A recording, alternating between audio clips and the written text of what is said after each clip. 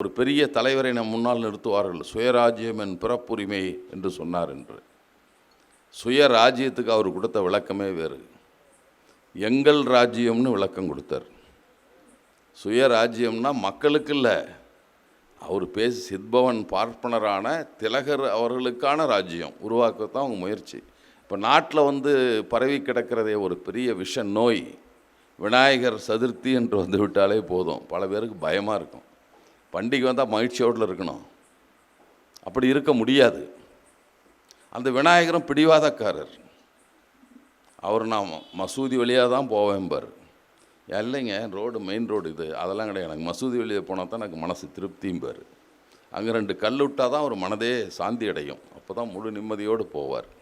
காந்தாரி ரத்த கட்டி தான் காந்தாரி குழந்தையாக பிறந்தது. குந்தவிக்கு தான் குழந்தையும் பிறந்தாங்க. ரத்த கட்டியை ஸ்டெம் செல் முறையில் அதை 100ஆக வெட்டி அதை போட்டு அதை குழந்தைகளாக மாற்றி 100 கௌரவர்களை பிறப்பித்தவர்கள் எங்கள் இந்து மதத்தில் அவ்வளவு பெரிய விஞ்ஞானிகள்லாம் இருந்தாங்க. அதை சொன்னார். இன்னும் தெரிஞ்சுக்கங்க, ஆங்கிலேயர் காலத்தில் கூட்டத்திற்கு அனுமதி வாங்க வேண்டிய அவசியம் இல்லை, அவ்வளோதான். அப்போ ஒளிவெறிக்கு இல்லாத கூட்டங்கள், ஒளிவெறிக்கு வைக்கணும்னா அதுக்கு வேணால் கேட்டு வாங்கிக்கலாம். மற்றபடி எப்போ வேணாலும் கூட்டம் போடலாம். நீ பதில் நான் சொன்னேன்னா நாளை காலையில் இன்னொருத்தர் போட்டு எனக்கு பதில் சொல்லலாம். ஆங்கிலேயர் காலத்தில் முடிந்தது, விடுதலை பெற்ற இந்தியாவில் முடியவில்லை. ஆனால் ஆங்கிலேயன் ஒரு சட்டம் போட்டான், சூத்திரர்கள் சொத்து வாங்கலாங்கிறது ஒரு சட்டம். சரி, இது கூட இருக்கட்டும். சூத்திரர்கள் சேரில் உட்காரலான்னு ஒரு சட்டம் போட்டான். அப்போ நம்ம நிலை என்னவாக இருந்திருக்கும்? நம்ம ஊர் ஜமீன்தார், நம்ம ஊர் பெரிய பெரிய மனுஷன்லாம் என்ன பண்ணியிருப்பான்? சூத்திரர்கள் நாற்காலியில் உட்காரலாம் என்பதற்கு ஒரு சட்டம் போடப்பட்டது. அப்போ அதுக்கு முந்தைய ஆட்சி நம்ம என்ன நிலையில் வைத்திருந்தது? அந்த நிலையை மீண்டும் கொண்டு வருவதற்கு விரும்பியது பார்ப்பன சமுதாயம். அந்த மாநாட்டில்தான் ராமாயணத்தை எரிக்க வேண்டும், மனுசாஸ்திரத்தை எரிக்க வேண்டும்னு பெரியார் பேச அந்த மாநாட்டில் தான். காங்கிரஸ்காரராக 1922 பேசினார். எதற்காக பேசினார்? ஒடுக்கப்பட்ட மக்களுக்கு கோயில் நுழைவதற்கு உரிமை வேண்டும்னு ஒரு தீர்மானம் கொண்டு வர்றார். அதை எதிர்த்து பேசியவர் யார் தெரியுங்களா? 39 கோயில் நுழைவு நடத்தியதாக சொல்லப்படுகிற வைத்தியநாத ஐயரை தான் தடுத்தார். வேதத்தில் என்ன எழுதியிருக்குன்னா, தமிழில் சொல்லணும்னா அதில் எழுதியிருக்கிற மந்திரத்துக்கு தமிழில் என்ன பொருள்னு சொல்கிறேன். மாப்பிள்ளை, அவன் தொடர்ந்து இடைஞ்சல் பண்ணிகிட்டே இருக்கிறான், சரக்கு வாங்கி வச்சுருக்கிறேன், கறி வறுத்து வச்சுருக்கிறேன், நீ ராத்திரி அவனை போட்டுடலாம். இதை சமஸ்கிருதம் சொல்கிறது தான் வேதம். இந்துக்களுக்காக இந்து முன்னணி பிஜேபி இதெல்லாம் நடத்தின ஒரு போராட்டத்தை சொல்லுங்களேன். வில்லங்கம் பண்ணுவான். பக்கத்து கடைக்காரன் பாயாக இருந்தால் இஸ்லாம் இந்துக்கள்லாம் ஒன்றாக சேர வேண்டுமா, அதுக்கு தான் இந்து முன்னணி பயன்பட்டுருக்கோம். அவன் விவகாரம் கெட்டுதுன்னா சொல்லுவான்.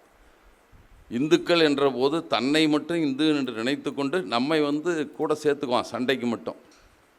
இந்துக்களே ஒன்று சேருங்கள், விநாயகர் சதுர்த்தியில் துலுக்கங்கிட்ட சண்டைக்கு போகிறதுக்கு. கோயிலுக்கு போனால் சூத்திரர்களே வெளியே நில்லுங்கள். ஒன்று சொல்லு, இந்துக்கள் ஒன்று சேர்றதா தனியாக நிற்கிறதா? அது நம்ம மணியரசன் சொல்கிற மாதிரி தமிழ் இந்தாக இருந்தாலும் சரி, வேறு இந்தாக இருந்தாலும் சரி, எங்கே நிற்கிறது? இந்த இந்துக்களை பற்றி பேசுகிற போது பெரும்பான்மை மக்களான இந்துக்களை நீங்கள் மனிதர்களாக கூட மதிக்காமல் தானே விட்டீங்க. அதனால தான் பெரியார் ஒரு கேள்விகளாக வைத்தார். அதில் எழுதினார், எங்களுக்காக போராட தமிழ்நாட்டிலிருந்து வந்தவர், அவர் ஜாதி இழிவுக்கு ஆளானவர் இல்லை. தமிழ்நாடு காங்கிரஸ் கமிட்டி தலைவர், பெரிய வியாபாரி, ஆனால் எங்களுக்காக சிறையில் இருந்தார், அரக்காட்ரோஸ் போட்டு கல்லொடைச்சிட்டு இருந்தார். இங்கே இருக்கிற எவனாவது திருவங்க சமஸ்தானத்தில் இருக்கிற பாதிக்கப்பட்ட ஏழவனுக்கு வராத உணர்வு ஒரு உயர் ஜாதி தமிழனுக்கு வந்திருக்கிறது. எங்களுக்கெல்லாம் அப்புறம் தான் உற்சாகமே பிறந்ததுன்னு அவர் எழுதினார். சரோஜினி நாயுடு கூட வேடிக்கையாக சொன்னாராம், காந்தியே, நீங்கள் எளிமையாக உங்களை வைத்திருப்பது எங்களுக்கு ஏராளம் செலவாகிறது அப்படின்னாங்களாம். உங்களுக்கு எளிமையாக வச்சதுக்கு நிறையா செலவாகுது எங்களுக்கு. இதற்கு ஒன்றும் அவர் தேர்தலுக்கு போகலை, நாடாளுமன்றம் சட்டமன்றத்தில் போட்டியிடவில்லை, ஆனால் செய்து காட்டினார். அதுதான் சுயமரியாதை இயக்கத்தின் குறிக்கோளும் அதுதான், அதனுடைய வெற்றியும் அதுதான். சுயமரியாதை இயக்கம் என்பது எந்த கட்சியை பற்றியும் கவலைப்படாத இயக்கம். அது பின்னால் அதுக்கு திராவிடர் கழகம் என்று பெயரை வைத்தார், திராவிடர் இயக்கம் என்று சொல்லுகிறோம். பெரியார் சொன்னார், திராவிட இயக்கத்தின் ஆட்சி வந்துவிட்டால் போதும் என்று நான் நிறைவடைய மாட்டேன். இங்கு சுயமரியாதை நிலை வருகிற வரைக்கும் சுயமரியாதை இயக்கம் என்ன, திராவிட கழகம் இல்லாமல் போயிடும். திராவிடர்களே வந்துட்டால் ஒன்றதுக்கு திராவிடர்கள் ஒன்று சொல்லிட்டு போகலாம். ஆனால் கடைசி மூட நம்பிக்கை காரணம் ஜாதியவாதியும் இருக்கிற வரை சுயமரியாதை இயக்கம் இயங்கி கொண்டு தான் இருக்கும். இந்த கூட்டம் குடியரசனுடைய 100வது ஆண்டும் சுயமரியாதை இயக்கத்தின் 100வது ஆண்டும் என்றுதான் இதில் முக்கியமாக குறிப்பிடப்பட்டிருக்கிறது. உங்களுக்கு சுயமரியாதை இயக்கத்தின் 100வது ஆண்டு என்பதற்கு நம்ம கணக்கெல்லாம் நம்ம கையில் இல்லை. ஏன்னா பெரியார் ஒரு நாள் அறிவிப்பு செய்து அனைத்து தலைவர்களையும் அழைத்து ஒரு கட்டடம், அதில் ஒரு பலகை, சுயமரியாதை இயக்கம்ன்ற ஒரு பலகை எல்லாம் வைத்து திறப்போலா செய்தல்ல சுயமரியாதை இயக்கம்.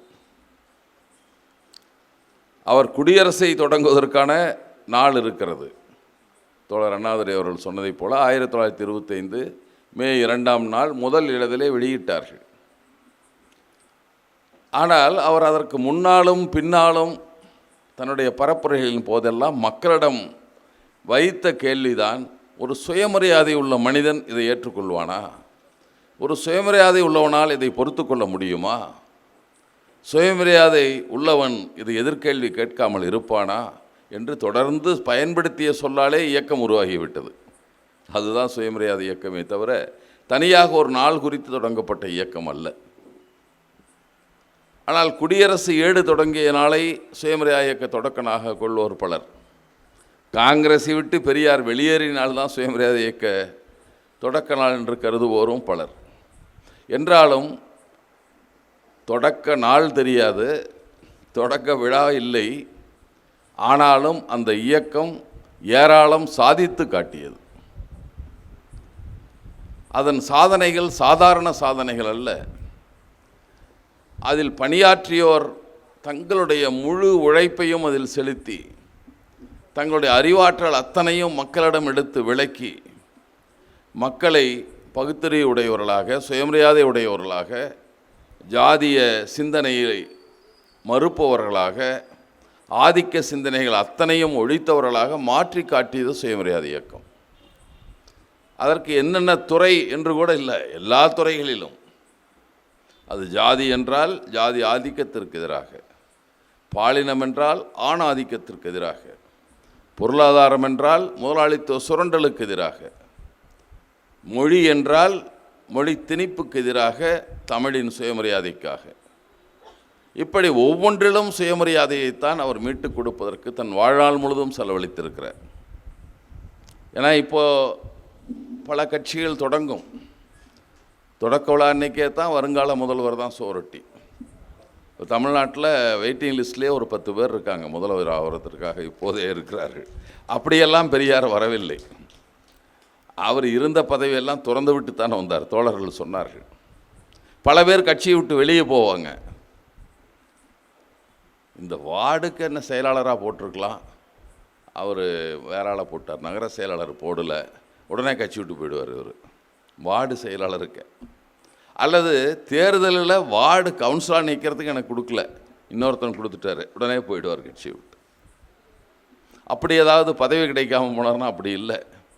பெரியார் காங்கிரஸில் என்ற கட்சியில் மட்டும்தான் நேரடியாக உறுப்பினராகி இருந்தார். ஒரு 6 ஆண்டுகள் இருந்தார். 20ல் 19 இறுதியில் என்றாலும் கூட, அதுவும் நெருக்கடி வந்தால் பல பேர் கட்சி விட்டு ஓடிடுவான். ஏதாவது ஒன்று கைது, இந்த கட்சியில் இருந்தால் கைதுன்னா அந்த கட்சி இல்லை என்று சொல்லிவிடுவார்கள். அப்படி பல பேர் பார்த்துருக்குறோம். ஆனால் பெரியார் எப்போ காங்கிரஸில் சேர்ந்தார்னா, தோழர் சொன்னதை போல் 1907 சூரத் மாநாட்டுக்கே போகிறார். சூரத் மாநாடுனா சாதாரண மாநாடு இல்லை. அப்படிலாம் சொல்லிக்குவாங்க நம்ம ஆளுங்க. ஒரு பெரிய தலைவரை நம் முன்னால் நிறுத்துவார்கள். சுயராஜ்யம் என் பிறப்புரிமை என்று சொன்னார் என்று. சுயராஜ்யத்துக்கு அவர் கொடுத்த விளக்கமே வேறு. எங்கள் ராஜ்யம்னு விளக்கம் கொடுத்தார். சுயராஜ்யம்னா மக்களுக்கு இல்லை, அவர் பேசி சித்பவன் பார்ப்பனரான திலகர் அவர்களுக்கான ராஜ்யம் உருவாக்கத்தான் அவங்க முயற்சி. எப்படியோ இருக்கட்டும். அந்த மாநாட்டில் அவரை தலைவராக அவங்கால போடலையா, வேற ஆளை போட்டு செருப்படுத்து அடித்தாங்க மேடையில் போய். இந்த திலகர் தான் போய் மேடை ஏறி போய் செருப்பு அடித்தார். இப்போ நாட்டில் பரவி கிடக்கிறதே ஒரு பெரிய விஷ நோய். விநாயகர் சதுர்த்தி என்று வந்து விட்டாலே போதும், பல பேருக்கு பயமாக இருக்கும். பண்டிகை வந்தால் மகிழ்ச்சியோடு இருக்கணும், அப்படி இருக்க முடியாது. அந்த விநாயகரும் பிடிவாதக்காரர். அவர் நான் மசூதி வழியாக தான் போவேன்பார். இல்லைங்க, ரோடு மெயின் ரோடு இது, அதெல்லாம் கிடையாது, எனக்கு மசூதி வழியாக போனால் தான் எனக்கு மனசு திருப்தியும்பார். அங்கே 2 கல் விட்டால் தான் ஒரு மனதே சாந்தி அடையும், அப்போ தான் முழு நிம்மதியோடு போவார். அதனால் நடக்கிற அக்கிரமங்கள், அதனால் கடைக்காரர்கள் மக்கள் படுற பாடு. ஒரு சிலையை வச்சான்னா 10 இடத்துல வசூல் போனால் அந்த சிலைக்காரன் இங்கே வந்தால் சண்டை நடக்கும், இந்த சிலைக்காரன் அங்கே போனால் சண்டை. அது பெரிய சிக்கல். அந்த நோயை தொடக்கி வைத்தவரும் அவர்தான். மோடியை சொல்கிறோம், மோடி விஞ்ஞானிகள் மாநாட்டில் பேசினார். நாங்கள்லாம் விஞ்ஞானம் அந்த காலத்தில் எங்ககிட்ட இருந்தது. 3 செய்திகளை சொன்னார் அவர். விஞ்ஞானிகள் மாநாட்டுக்கு பிரதமராக தலைமையேற்று உரையாற்றுகிற போது, பிஜேபி கூட்டத்தில் இல்லை, கூட்டத்தில் கூட பேச முடியாது. அவன் தொண்டர்கள் மத்தியில் வேணால் அரங்குக்குள்ளே உட்காந்து பேசலாம். ஆனால் நாங்கள் பெரிய அறிவாளிகள், அந்த காலத்திலே உறுப்பு மாற்றி சிகிச்சை செய்தவர்கள். யானையின் தலையை எடுத்து மனித உடலில் வைத்து விநாயகர் உருவானது என்பது அந்த காலத்தில் பண்ண டிரான்ஸ்பிளான்டேஷன்னர். எங்கள் அப்பயே மருத்துவத்தில் நாங்கள் உறுப்பு மாற்று சிகிச்சையை தெரிந்து கொண்டவர்கள். காந்தாரி இரத்த கட்டி தான் காந்தாரி குழந்தையாக பிறந்தது. குந்தவிக்கு தான் குழந்தையும் பிறந்தாங்க. இரத்த கட்டியை ஸ்டெம் செல் முறையில் அதை 100ஆக வெட்டி அதை போட்டு அதை குழந்தைகளாக மாற்றி 100 கௌரவர்களை பிறப்பித்தவர்கள் எங்கள் இந்து மதத்தில். அவ்வளவு பெரிய விஞ்ஞானிகள்லாம் இருந்தாங்க. அதை சொன்னார். ஒரு பையன் பேசாமல் அமைதியாக தான் இருந்தான். ஒருத்தனும் ஒன்றும் சொல்ல. ஒரே ஒரு ஆள் சொன்னார். இங்கிலாந்திலிருந்து இந்தியாவில் பிறந்தவர், தமிழ்நாட்டில் பிறந்தவர், இங்கிலாந்தில் இருக்கிற அறிவியல் அவையினுடைய தலைவராக இருக்கிறார், Royal Society for Science. Venki Ramakrishnan வந்தார். அவர் வெளியே பேட்டி கொடுத்தார்.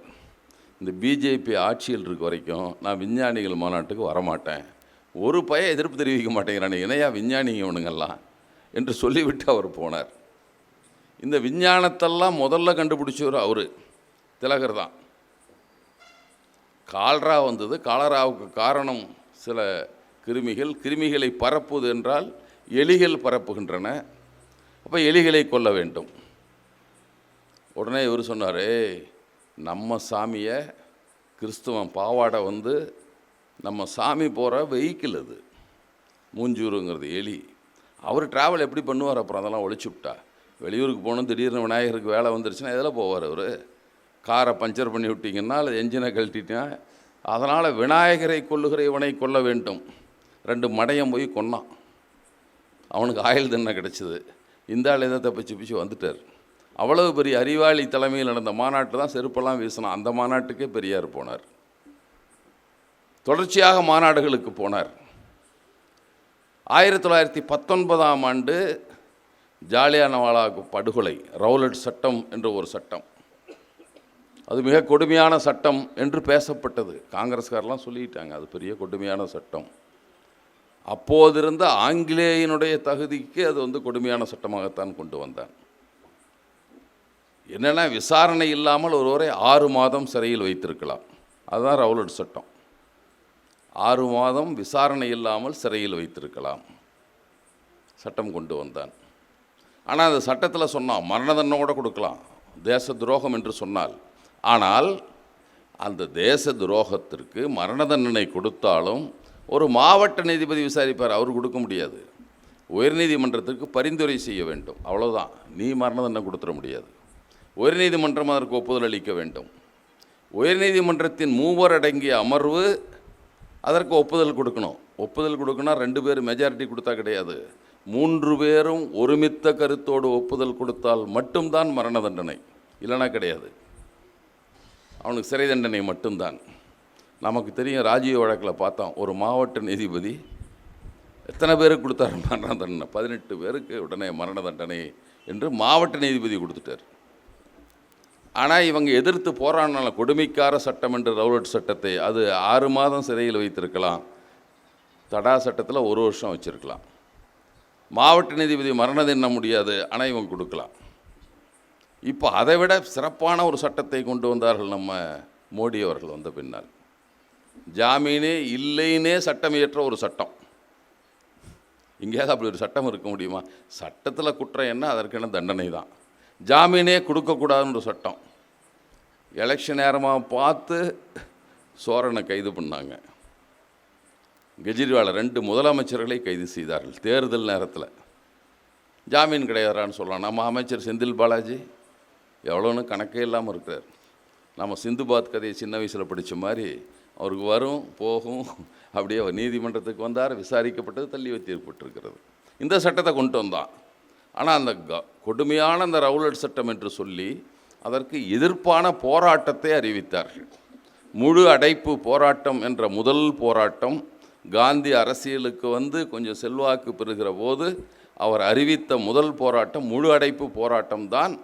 தொடக்கம் வந்து ஜாலியன்வாலாபாக் படுகொலைக்கு எதிரானது. நாங்கள் பேசாமல் கூட்டத்தில் இருந்தோங்க.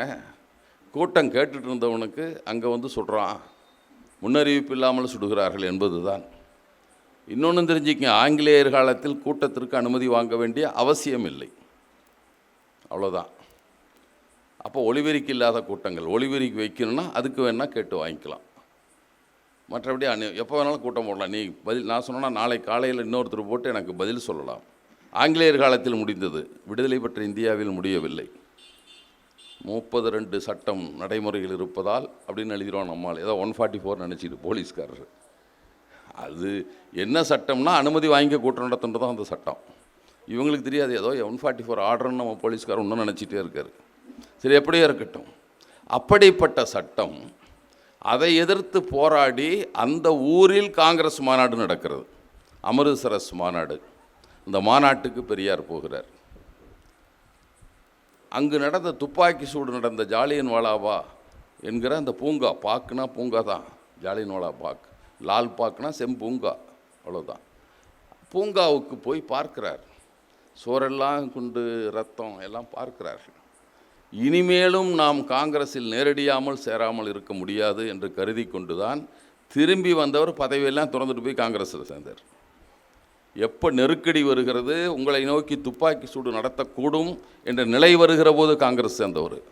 பதவி வரப்போது எலெக்ஷன் எடுத்து அடுத்த தடவை மந்திரி பதவி வாங்கலான்னு போய் சேரல. அவர் ஆபத்து வரும் என்று தெரிந்து வந்தவர் தான். வெளியே போகிற போது அப்புறம் காங்கிரஸ் கமிட்டி தலைவர், அவர் தமிழ்நாடு காங்கிரஸ் கமிட்டி தலைவராக இருந்தார். அப்புறம் பொதுச் செயலாக இருந்தார்.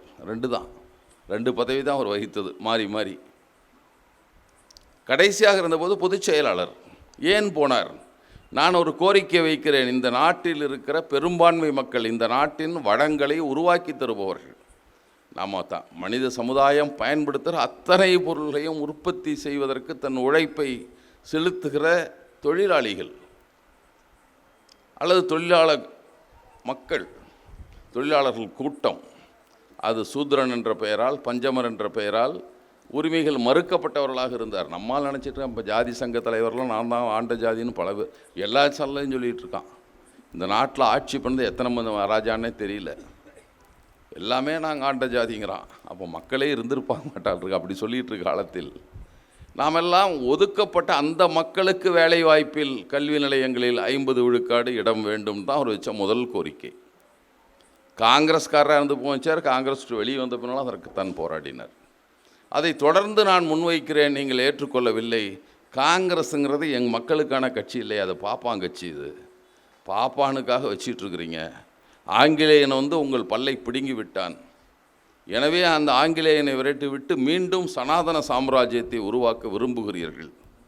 திருப்பி பார்ப்பன ராஜ்யம் வரணும். இந்த பையன் வந்து என்னென்னமோ கெடுத்துட்டான். உங்களுக்கு 2 சட்டம் மட்டும் சொன்னால் உங்களுக்கு தெரியும். நீதி கட்சி என்கிற பார்ப்பன அல்லாதார் கட்சி இயற்றிய 2 சட்டங்கள்.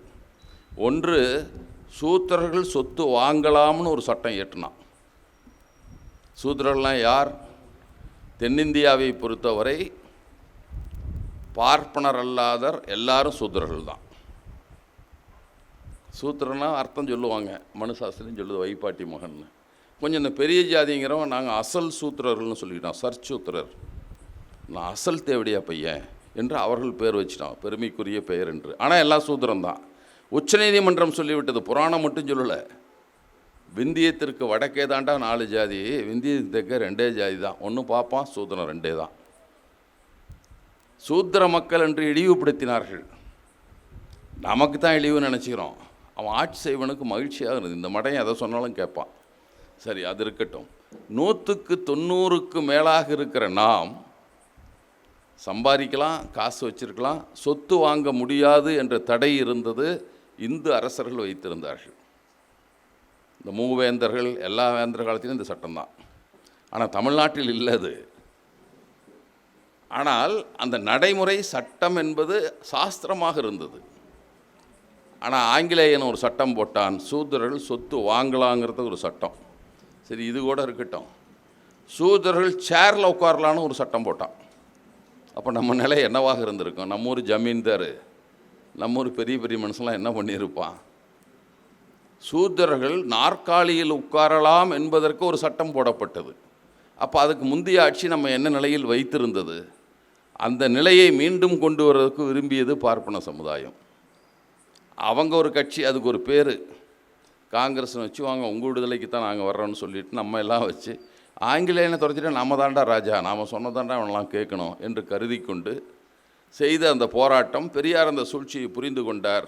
இது காங்கிரஸ் என்பது விடுதலை இயக்கம் அல்ல, பார்ப்பன சாம்ராஜ்யத்தை மீண்டும் நிலைநாட்டுவதற்கு முயற்சிக்கிற ஓர் சூழ்ச்சிகரமான அமைப்பு என்று சொல்லிவிட்டு தான் வெளியே வந்தார். அவர் வெளியே வந்தபோது கட்சியின் பொதுச் செயலாளர். அப்போ அதற்கு முன்பு கூட ஒரு இடத்துல பொதுச் செயலாளர் போட்டி நடக்குது. திருப்பூரில் தான் முதல் முறையாக தேர்ந்தெடுத்து பொதுச் செயலாளராக பெரியார் வந்தது.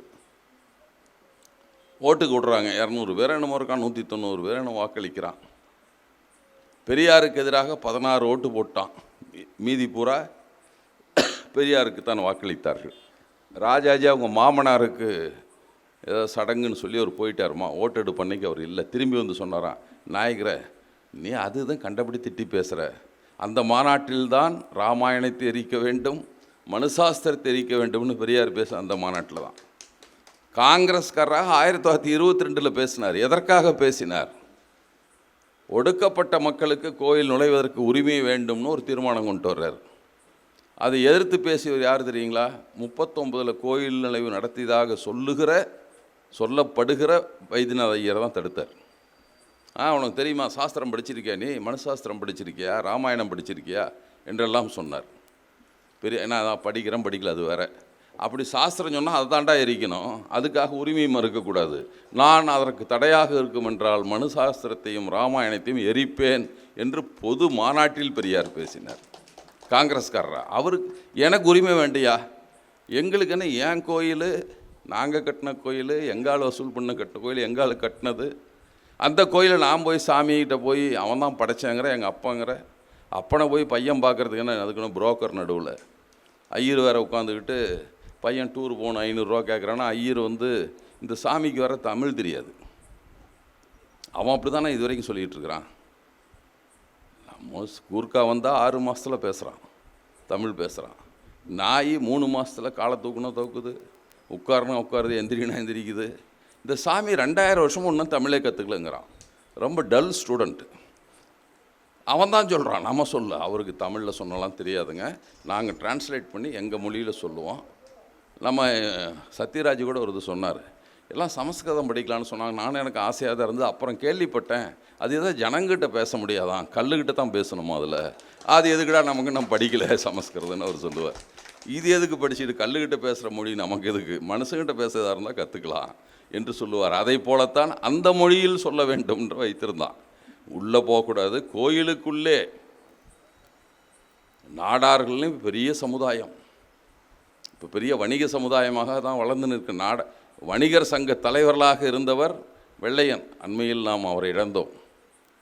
மிக தெளிவாக அந்நிய சூழ்ச்சிகளை, அந்நிய வியாபார சூழ்ச்சிகளை, அவர்களெலாம் எப்படி நம்மை ஆக்கிரமிக்கிறார் வணிகத்தை என்பதை, அவள் கொண்டு வருகிற மாற்று விதை போன்ற தத்துவங்களை, விதைகளை எல்லாவற்றையும் தெளிவாக அறிந்து எதிர்த்த ஒரு வணிகர் சங்க தலைவர். சும்மா வணிகர் சங்கம்லாம் கூட்டம் கூட்டி எதிர்க்கிறதெல்லாம் கிடையாது. 2 வணிகர் சங்க தலைவர், இன்னொருத்தர் விக்ரமராஜா, 2 பேரும் அந்த சமுதாயத்தில் வந்தவர்கள் தான். வணிகத்தில் ஓங்கி நிற்கிற ஜாதி கோயிலுக்கு வெளியே தேங்காய் உடைச்சதுக்கு போலீஸ் அரெஸ்ட் பண்ணி கேஸ் போட்டு 1 வருஷம் தண்டனை கொடுத்தான்.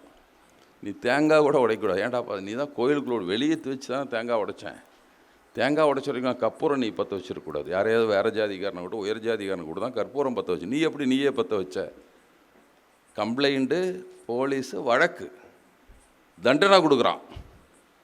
அந்த ஜாதி கோயிலுக்குள் நுழைய வேண்டும் என்று பெரியார் கேட்டார். ஒடுக்கப்பட்ட மக்களாக, பஞ்சமல் என்று புறக்கணிக்கப்பட்ட மக்கள் நுழைவதற்கு, சாமி கும்பிடுத்த அர்ச்சகர் உள்ளே போகிறதில்ல, கோயிலுக்குள்ள கருவறைக்குள் போவதற்கல்ல. நான் பக்கத்தில் போய் சொல்கிறப்பா, செவிட்டு சாமியாக இருக்குது, நான் கொஞ்சம் பக்கத்தில் போய் சொன்னால் தான் தெரியும். எங்கால் வேடிக்கையாக ஒருத்தர் அவர் கேட்டதாக பெரியார் பேசி நான் கேட்டதில்லை. அவர் சொல்லுவாராம் 3 சாமி இருக்குது. ஒன்று செவிட்டு சாமி, ஒன்று குருட்டு சாமி, ஒன்று என்னமோ ஊமை என்னமோ சாமி ஒன்று சொல்லுவார் அவர். நம்ம சாமி என்னது முடவன் சாமி. இந்து சாமியெல்லாம் முடவன் சாமி, ஆள் தூக்கிட்டு போட்டால் தான் போகும். நொண்டி சாமி, நொண்டி சாமி. இது தூக்கிட்டு போனால் தான் போவோம், அது நடக்காது. அப்படி ஒரு சாமி. இன்னொன்று ஒளிபெருக்கி வச்சு சொன்னாதான் சாமிக்கே கேட்கணுன்னு வச்சுக்கிற இன்னொரு சாமி, அல்லா சாமி. இன்னொரு சாமி விளக்கு வச்சா தான், அதுவும் மெழுகுவர்த்தி லைட்டில் தான் தெரியும் ஜனங்களை பார்க்குங்கிற சாமி என்று வேடிக்கையாக நான் கேட்டதில்லை பெரியார் பேசி. அவர் சொல்லுவார் அப்படி சிலவற்றை ஏற்றி வைத்தான் கடவுளுக்கு. அதெல்லாம் வேண்டாண்டா, நான் பக்கத்துலேயாவது வர்றேயா, அந்த உள்ளே வர்றேயா. அதற்கு கூட அனுமதிக்க மறுத்தார்கள். பெரும் எண்ணிக்கையில் உள்ளவர்களை, உழைப்பாளிகளை மறுத்தார்கள். பெரியார் கோயில் நுழைவு தான் அர்ச்சகர் உரிமையெல்லாம் 26 தான் கேட்க ஆரம்பித்தார். டேய், நீ இந்துன்னு தானே எங்களை சொல்கிற? அந்த மாநாட்டு தீர்மானத்தின் சொற்கள் படித்தால் பெரியார் அறிவாற்றலை புரிந்து கொள்ள முடியும். இந்துக்கள் என்று சொல்லப்படும் சகல சமூகத்தவர்களுக்கு தான் தீர்மானத்தில் பெரியார் எழுதினார். இந்துக்கள்னு எழுதலை. நாங்களாம் இந்துலடா, சொல்லிக்கிற நீ எங்களை இந்துன்னு. சரி, விட்டு தொலை. இந்துக்கள் என்று சொல்லப்படும் சகல சமூகத்தவருக்கும் இந்து கோயில்களில் பிரவேசத்திற்கும் பூஜைக்கும் தொழுகைக்கும் சம உரிமை வேண்டும் என்ற தீர்மானத்தை 1926 டிசம்பர் மாதம் நடந்த பார்ப்பனாதார மாநாட்டில் தீர்மானம் கொண்டு வந்தார் பெரியார். கடைசி வரைக்கும் அதை பேசிகிட்டு இருந்தார். நாத்திகர் பெரியார். இது நாத்திகரில் அமைப்பில் இருக்க தோழர்களுக்கான விஷயம் இல்லது, அவங்களுக்கு இது சம்பந்தமே இல்லை. ஆனாலும் ஆத்திகர்களுக்காக கடவுளை நம்புவர்களுக்கான போராட்டம் தான் கடைசி போராட்டம் அறிவித்தார். 26 அதை தொடர்ந்து பேசியும் வந்திருக்கிறார். அதுக்காக போராடினார், பேசினார், மக்களிடம் போய் பரப்புரை செய்தார், தொடர்ந்து செய்தார். உரிமை என்பது ஆதிக்கத்திற்கு எதிரானதில் இது ஆதிக்கம் தான். நீ என்ன ஆதிக்கம்? நீ என்ன கடவுளுக்கு? உன் கடவுளுக்கு என் கடவுளுக்கும் சம்மந்தமே இல்லையாடா. வேதத்தை யாராவது படித்தவங்க தான் தெரியும். வேதத்தில் சிவன் இல்லை, விஷ்ணு இல்லை, பிரம்மா எவனும் கிடையாது. ருத்ரன் இருக்கிறான், இந்திரன் இருக்கிறான், வாயு இருக்கிறான். அவங்களுக்கெல்லாம் கோயிலே கிடையாது. வேத கடவுள்கள் எதுவும் நம்மிடம் இல்லை, நடைமுறையில் இல்லை. புராண கடவுள் தான் இருக்கிறான். அவன் யாருன்னா இந்த பெரிய சாமியெல்லாம் நம்ம சாமிங்க. கிருஷ்ணனை வச்சுருக்கான், ராமனை வச்சுருக்கான், ரெண்டும் கருப்பேன். அவன் எப்படிப்பா ஆரியன் சிவப்பாதான் இருக்கணும் சாமிங்கெல்லாம். நம்மால் ஏதோ அந்த இடஒதுக்கீட்டில் வந்தவளை பாப்பாத்தி கல்யாணம் பண்ணி சுருட்டிட்டு போகிற மாதிரி நம்மால் கொஞ்சம் நல்லா இருந்தவனா அவன் பிடிச்சிக்கிட்டான், ஏன் ஆள்னு சொல்லிவிட்டான். அதுபோல் வைத்து கொண்டு அந்த கடவுளை நம்ம எல்லாம் கருப்பர்கள் என்று தான் பேசினார்கள். கிருஷ்ணன் என்பதே கருப்புங்கிறதுக்கான சொல்லுதான். கிருஷ்ணன்னா கருப்பன்னு தான் அர்த்தம். வடமொழியில் வேணால் இருக்குதுன்னு நினச்சிக்கலாம் நீங்கள். கருப்பன், இருளன் என்று தான் அதற்கு பொருள். கிருஷ்ணன்னு பேர் வச்சான். அப்படி தான் வச்சுட்டு இருந்தோம் நம்ம 2 சாமியை. ஆனால் அவன் கடவுள்ட்டான். இதுதான் புது கடவுள். அதெல்லாம் வேதத்துக்கு சம்மந்தமே இல்லை. வேதத்தில் மந்திரம் இருக்குதுமா. டே, வேத கடவுளே கும்பிடு, உனக்கு எதுக்கு வேதத்தை பற்றி பேச்சு? என்ன பேச்சு? நாங்கள் அடிக்கடி வேதத்தை பற்றி சொல்லுவோம். வேதத்தில் தமிழ் டிரான்ஸ்லேஷன் இங்கே கூட சொல்லியிருக்கக்கூடும். வேதத்தில் என்ன எழுதியிருக்குன்னா தமிழில் சொல்லணும்னா அதில் எழுதியிருக்கிற மந்திரத்துக்கு தமிழில் என்ன பொருள்னு சொல்கிறேன். மாப்பிள்ளை, அவன் தொடர்ந்து இடைஞ்சல் பண்ணிகிட்டே இருக்கிறான். சரக்கு வாங்கி வச்சுருக்கிறேன், கறி வறுத்து வச்சுருக்கிறேன், நீ ராத்திரி அவனை போட்டுடலாம். இதை சமஸ்கிருதம் சொல்கிறது தான் வேதம்.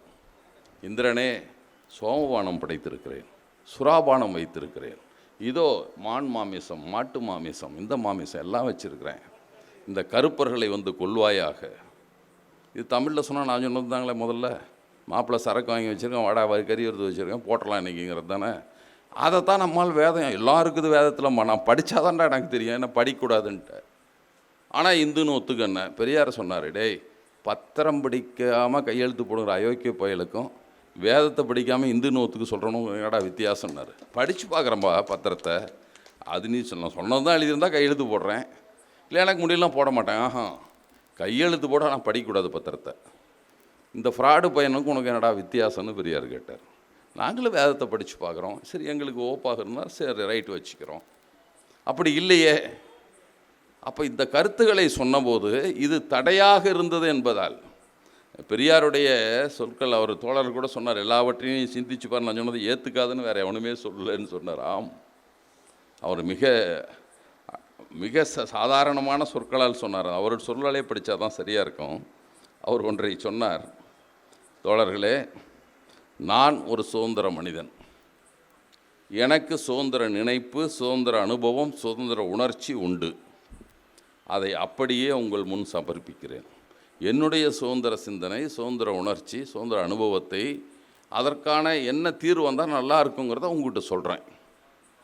நீங்கள் என்னை போலவே உங்கள் சுதந்திர சிந்தனை, உங்கள் சுதந்திர உணர்ச்சி, அதை வைத்துக்கொண்டு சுதந்திர அனுபவம், இதை வைத்துக்கொண்டு பரிசீலனை செய்து ஒப்புக்கொள்ளக்கூடியவர்களை ஒப்பி தள்ளக்கூடியவைகளை தள்ளிவிடுங்கள் என்ற நிபந்தனையின் பேரிலே தான் எதையும் தெரிவிக்கிறேன். நான் அப்படியே நம்பலாம் உனக்கு வந்து ஆகிடும், ரத்தங்கத்தி செத்து போயிடும்னு மந்திரக்காரன் சொல்கிற மாதிரி, மோடி மஸ்தான் சொல்கிற மாதிரி, அவன் போனால் பிரம்மஹத்தி தோஷம் வருமா ஏதோ சொல்லுவான், இவங்ககிட்ட போனான், பாப்பாங்கிட்ட போனான், அப்படிலாம் சொல்லலை. யோசிச்சு நான் எப்படி யோசிக்காம, உனக்கும் மூளை இருக்குது, உனக்கும் பகுத்தறிவு இருக்குது, உனக்கும் சிந்தனை இருக்கிறது, நான் சொன்னது சரியானு யோசிச்சுப்பார். எனக்கு பட்டது இது சரியாக இருக்கும்னு நினச்சிட்டு சொல்கிறேன். சரின்னா ஒத்துக்கோ, இல்லைனா விட்டுட்டு தள்ளு.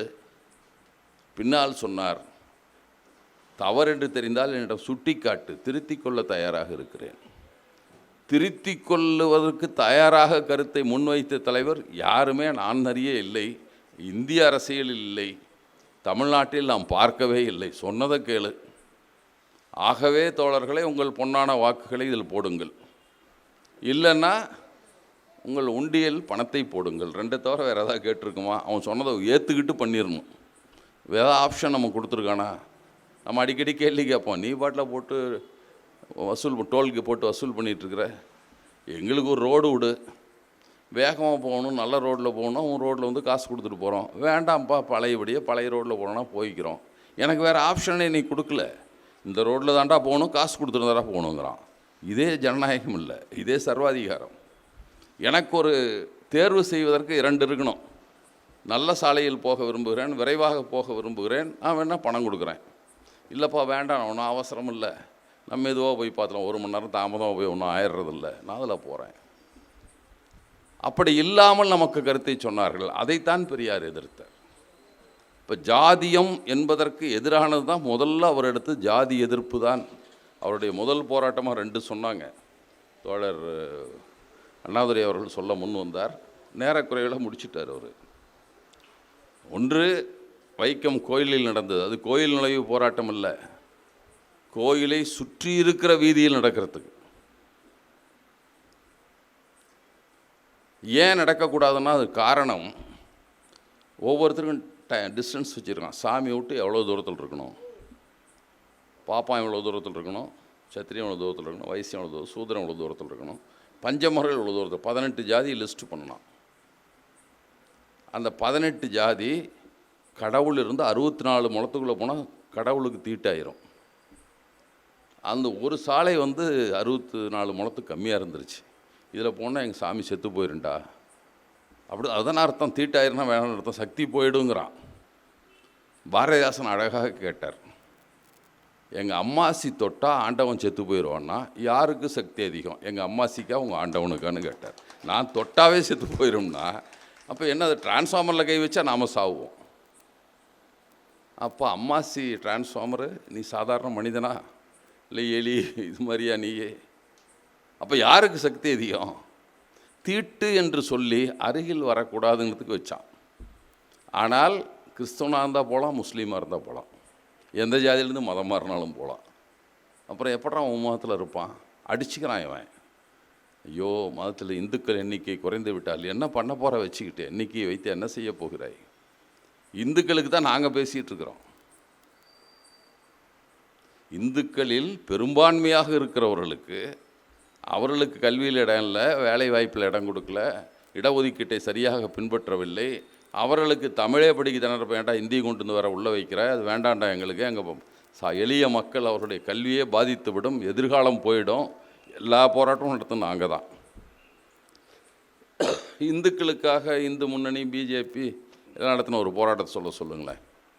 வில்லங்கம் பண்ணுவான். பக்கத்து கடைக்காரன் பாயாக இருந்தால், இஸ்லாம் இந்துக்கள்லாம் ஒன்றாக சேர வேண்டுமா, அதுக்கு தான் வந்து இந்து முன்னணி பயன்பட்டுருக்கோம், அவன் விவகாரம் கெட்டுதுன்னா சொல்லுவான். இந்துக்கள் என்ற போது தன்னை மட்டும் இந்து என்று நினைத்து கொண்டு நம்மை வந்து கூட சேர்த்துக்குவான் சண்டைக்கு மட்டும். இந்துக்களே ஒன்று சேருங்கள், விநாயகர் சதுர்த்தியில் துலுக்கங்கிட்ட சண்டைக்கு போகிறதுக்கு கோயிலுக்கு போனால் சூத்திரர்களே வெளியே நில்லுங்கள். ஒன்றே ஒன்று சொல்லு, இந்துக்கள் ஒன்று சேர்றதா தனியாக நிற்கிறதா? அது நம்ம மணியரசன் சொல்கிற மாதிரி தமிழ் இந்தாக இருந்தாலும் சரி, வேறு இந்தாக இருந்தாலும் சரி, எங்கே நிற்கிறது? இந்த இந்துக்களை பற்றி பேசுகிற போது பெரும்பான்மை மக்களான இந்துக்களை நீங்கள் மனிதர்களாக கூட மதிக்காமல் தானே விட்டீங்க. அதனால தான் பெரியார் ஒவ்வொரு கேள்விகளாக வைத்தார். முதல்ல அவர் சொன்னார், அதுவும் இந்த தேவேந்திர சங்கம் இப்போ இருக்குது, எங்கெல்லாம் பட்டியலிருந்து நீக்குன்னு சொல்கிறாங்க. யாரெல்லாம் அதிகம் பாதிக்கப்பட்டார்களோ அவங்களுக்கான தனியான ஒரு இடஒதுக்கீடு வழங்கப்பட்டது.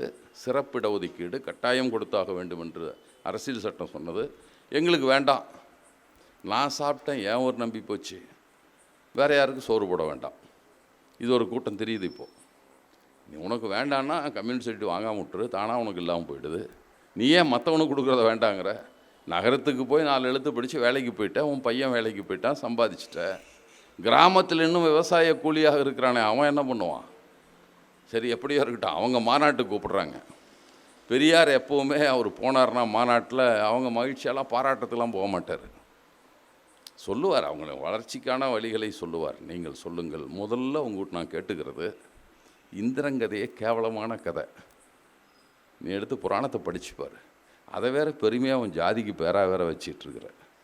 எதுக்கே வச்சிட்ருக்கிறேன்னு முதல்ல கேட்டார். தேவேந்திர குல வேளாளர்கள், ஏன்டா இந்திரன் பேரை வச்சுக்கிற, அசிங்கமானவன்டா அவன் பேரை வைக்காத முதல்ல இது சொன்னார். உங்களை ஏன் குறைவாக நினைத்து கொள்ளுகிறீர்கள்? சாமி என்ற சொல்லு எதுக்கும் வாயில் வருது? ஐயான்னு சொல்லு, அதுவும் தமிழ் சொல் தான். ஐயா என்ற அடைய சாமின்னு கூப்பிடாத. இப்படி ஒவ்வொன்றாக சொல்லி கொண்டு வந்தார். அதில் அவருடைய நிலையை பற்றி சொல்லுகிறப்போ, ஆனால் ஒன்று சொல்கிறேன், நான் ஏதோ அவங்க உரிமைக்காக பேசுனீங்க வந்திருக்கேன்னு நினைக்காதீங்க.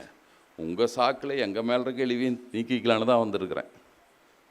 எங்கள் அளவுக்கு உங்களுக்கு இழிவு இல்லை. அந்த மாநாட்டில் பெரியார் சொல்கிறார், தேவேந்திர குல வேளாளர் மாநாட்டில். உங்களுக்கு பேர் வச்சுருக்கான், பல்லையங்கிறான், பறையங்கிறான். ஏதோ நீ வாசித்த கறி வச்சு பறையன்ட்டான், வசித்த இடம் பள்ளத்தில் போய் குடியிருந்த பல்லன்ட்டான். காரணம் இருக்குது. என்ன சூத்திரங்கிறானே, வைப்பாட்டி பையங்கிறானே, எனக்கு என்னடா காரணம் இருக்குது? எனக்கு என்னமோங்க, யாராவது கேட்டால் பேசாமல் என்ன பள்ளம் பறையன்னு சொல்லுவேன். எங்கள் அம்மா கற்பாது மிச்சமாகும், என் மனைவியாவது யோகி மனவன்னு சொல்லுவேன், என் தங்கச்சியாவது யோகி மனவளாக இருப்பா. இல்லைனா எல்லாம் பாப்பானுக்கு வைப்பாட்டி ஆகிடுவோம் போல் இருக்கு. எனவே எங்கள் இழிவை போக்கிக் கொள்ள உங்கள் இழிவையும் போக்காக நடித்து கொண்டு இருக்கிறோங்கிறார் பெரியார். அப்படி எவனாவது சொல்லுவாடா? உங்கள் சாக்கில் எங்கள் இழிவையும் தீக்கலான்னு தான் ஏன் வந்திருக்கேன் உங்ககிட்ட. அதெல்லாம் ஒன்றும் இல்லை, மற்றபடியெல்லாம் ஒன்றும் உங்கள் மேலே குறையெல்லாம் சொல்ல முடியாது என்று சொல்லி அந்த மாநாட்டில் அவர் பேசுகிறார் பெரியார். அப்போ அதை சொல்லுகிற போதுதான் ஜாதிங்கிறது ஒழிக்க வேண்டும் என்று கருதுகிறேன். அவருடன் நாத்திகன்றது அவருடைய லட்சியமே அல்ல. ஜாதி ஒழிப்பு, பெண்ணுரிமை, பொது உடைமை, தனித்தமிழ்நாடு, இவ்வளோதான் ஒரு லட்சியம், 4 தான். ஆனால் அவர் லட்சியத்தை கையில் எடுத்துக்கொண்ட கருவிகள் ஒன்று தான் கடவுள் மறுப்பு. அது பேசாமல் பெரியார் கொள்கையை தான் நினச்சிக்கிறான். சாமி இல்லைன்னு போட்டால் போனோம். சாமி இல்லைன்னு சொல்லணும்னு பெரியார் நினைக்கல, ஜாதி இல்லைன்னு சொல்லுவேன் நினச்சி தான் உங்கள் கட்சியில் அவர் வர சொன்னார். நீங்கள் வந்துட்டு சாமி இல்லைன்ட்டு நாத்திகை கவுண்டரா, நாத்திகை செட்டியாரா, நாத்திகை மலையார் இருந்தால் போதாது. பெரியார் அதை விரும்பவில்லை. ஜாதியை மறுப்போனாக இருந்தால் தான் பெரியார் தொண்டன், பெரியாரிஸ்ட்டு. நீ கடவுளை மட்டும் மறுக்கிறவங்க இருக்குது, அவர் ஏற்றுக்கொள்ளவே மாட்டார். சரி, எப்படி அவர் சொல்கிறார், அவர் ஜாதியை தான் ஒழிக்கணும்னு நினச்சேன், ஆனால் அதை எரிக்கலான்னு, ஜாதிக்கு நெருப்பு வைக்கலான்னு போனேன். அவன் சொல்லி வச்சிடாதப்பா, அது மதத்தில் சுற்றிட்டு இருக்குது அந்த கொடி அப்படிங்கிறான். அப்பா, அவன் மதம் கொஞ்சம் முக்கியமானதாக இருந்தால் அந்த கொடியை மட்டும் தனியாக பிரித்து விட்ற, அதுக்கு மட்டும் நெருப்பு வச்சிட்றேன், இதை விட்டு போயிடும், உங்கள் மதத்தெல்லாம் எனக்கு எடுக்கணும்னு எனக்கு ஒன்றும் நோக்கம் இல்லை. இல்லைங்க, முடியாதுங்க, 2 பிரிக்க முடியாது பிணைந்து இருக்கிறது, அது வேறு வழியிலப்பா நெருப்பு வைக்கிறேன். உங்கள் மதத்துக்கு சக்தி இருந்தால் அது தப்பிச்சுக்கிட்டோம், இல்லைன்னா அது சாப்பிட்டோம். இல்லை, அது வேதத்தோடு இருக்கிறது, புனிதமான வேதத்தின் அடிப்படையில் இருக்கிறதுன்னா, அப்போ அப்படின்னா கொஞ்சம் மதத்துலேருந்து வேதத்தை தனியாக வச்சுக்கோ, இது தனியாக வச்சிரு. நான் வைக்கிற நெருப்பு மதத்தையும் ஜாதியோடு போகட்டும். இல்லைங்க, அதை ஒன்றும் பண்ண முடியாதுங்க, அதுவும் இருக்கிறது என்றால் நான் என்னையா செய்வேன்? மதமானது வேதம் புராணம் என்பவைகள் கட்டி பிணைக்கப்பட்டு இருக்கிறது. அதனால் இந்த வேதம் புராணங்கள்லேருந்து மதத்தை பிரிக்க வேண்டும். அதிலும் பிரிக்க முடியாத கட்டு பலமாக இருந்தால் இங்கும் 2ஐயும் சேர்த்து நெருப்பு வைக்க வேண்டியதுதான். வேறு என்னப்பா நாம் பண்ணிட்டோம்? அப்போ அதெல்லாம் சும்மா சொல்லிடாதப்பா, அது கடவுள் சொன்னது, வேதம் கடவுளே சொல்லியிருக்கிறார். இந்த வேதம் கடவுளுடன் சேர்த்து கட்டி வைக்கப்பட்டு இதிலும் பிரிக்க முடியாத பிணைப்பு இருந்தால் அந்த கடவுள் என்பதன் தலையிலும் கை வைக்க வேண்டிதான் வேண்டியிருக்கிறது. வேறு என்னப்பா நாம் பண்ணிட்டோம்? நீ சொல்கிற இத்தனை தப்புக்கும் அவர் தான் வச்சிட்ருக்காரு, நான் அவரை மட்டும் இப்படி விட்டு வைப்பேன். நீங்கள் வள்ளுவர், அவர் கோபம் ஒரு அறச்சீற்றம் என்று அப்படி இருந்தது. டேய், ஒரு பிச்சை எடுத்து தெரிஞ்சான்னு வச்சுக்கோ ஊரில், அந்த கடவுளை உண்டாக்கணும், முதல்ல ஒழிக்கணுண்டா அவனன்னு ஒரு பாட்டு எழுதினார். இறந்தும் உயிர் வாழ்தல் வேண்டின் பறந்து கெடுக உலகை ஏற்றியான். இந்த உலகத்தை உண்டாக்கினான் பாரு, அவன் அழியிட்டுண்டா. எப்படா ஒருத்தன் ஏழையாக இருப்பான், ஒருத்தன் பணக்காரனாக இருப்பான், பிச்சை எடுத்து சாப்பிட வைக்கிறான். நம்ம பாரதி பார்ப்பான், அவன் பிச்சை எடுக்கிற பழக்கம் தானே. தனி ஒருவனுக்குனில் ஜகத்தினை அழித்திடுவோம். ஏய் மடையா, நீ பிச்சு வீட்டில் உட்காரு, சோம்பேறியாக உட்காரு, சோறில் வரலன்னா. அவர் வள்ளுவர் என்ன சொன்னார், நீ கடவுள் தான் உலகத்தை படைச்சேன்னா ஏன் அவனை பிச்சை எடுக்க வச்ச, உனக்கு நெருப்பு வைப்பண்டான்னாரு. இவன் ஐயர் என்ன சொல்கிறான், இல்லை ஒரு ஆளுக்கு சோறுனா நான் ஊருக்கு, இவன் வேலை செய்யாமல் சோம்பேறியாக இருந்துக்கிட்டு கஞ்சா அடிச்சுக்கிட்டு சோத்துக்கு வழி இல்லைன்னா கடவுள் என்னங்க பண்ணுவார், இவர் என்ன பண்ணுவார், ஜகம் என்ன பண்ணும், ஜகத்தினை எரித்திடுவோம். இதுதான் நமக்கு அவனுக்குள்ள வித்தியாசம். அவன் சொல்கிற பார்வையும் நம்ம சொல்கிற பார்வைக்கும் வித்தியாசம் இந்த இடத்துல தான் இருக்குது. யார் காரணம் என்பதை திசை திருப்பிட்டுருவான். உலகம் தானே உனக்கு சோறு போடல, உலகம் உனக்கு சோறு போடல. சரி, அது இருக்கட்டும். அதில் எனவே அதற்கும் அதுதான் அவர் சொன்னாரே தவிர கடவுளிடம் போக வேண்டிய தேவை அவருக்கு வரல. கடவுள் இருந்துட்டு போகுதுப்பானார். எனக்கு என்ன பிரச்சனை, குண்டோடியிலாரை வச்சுக்கிட்டு அடிலார் சொன்னார், நாத்திகம் தான் எனக்கு பிடிக்கவில்லைன்னு பேசுனார் பெரியார். ஐயோ சாமிகள் சன்னிதானம் மன்னிக்கணும், எனக்கு அவருக்கு என்னங்க பிரச்சனை, என்ன இருந்தாலும் நேரில் கூட பார்த்ததில்லை, எனக்கு அவனுக்கு என்ன பிரச்சனை. பெரியார் அந்த கூட்டத்தில் பேசுகிறார், நான் என்ன அவரை பார்த்தது கூட இல்லை, கடவுளை சொல்கிறாரு, எனக்கு அவருக்கு என்னங்க கோபம், இந்த கோபம் தான் எனக்கு இருக்குது. சாமிகள் அதை தீர்த்துட்டிங்கன்னா நானும் வர்றேன், உங்கள் கையால் திருநீர் வாங்கி நெத்தியில் வச்சுக்கிறேன்னாரு பெரியார். அதைத்தான் உண்டாக்கி வைத்திருக்கிறது காரணம்ங்கிறப்ப தான் கை வைக்கிறாரு. ஏன் இஸ்லாமில் என்ன வேண்டான்னார் அவர். இஸ்லாமும் மதம் தானே, மதம் பிடிக்காது பெரியாருக்கு என்பது வேறு. எல்லா மதமும் இருக்கக்கூடாதுன்னாரு, மதம்னு வந்துட்டா ஒம்புதாண்டான்ட்டார், அது வேறு. அது கட்டளைகளாக ஆகிவிடும். மதத்தை உருவாக்கியவன் அத்தனை பேரும் புரட்சிக்காரன் தான். இயேசு அவர் காலத்தில் ஒரு புரட்சிக்காரர்.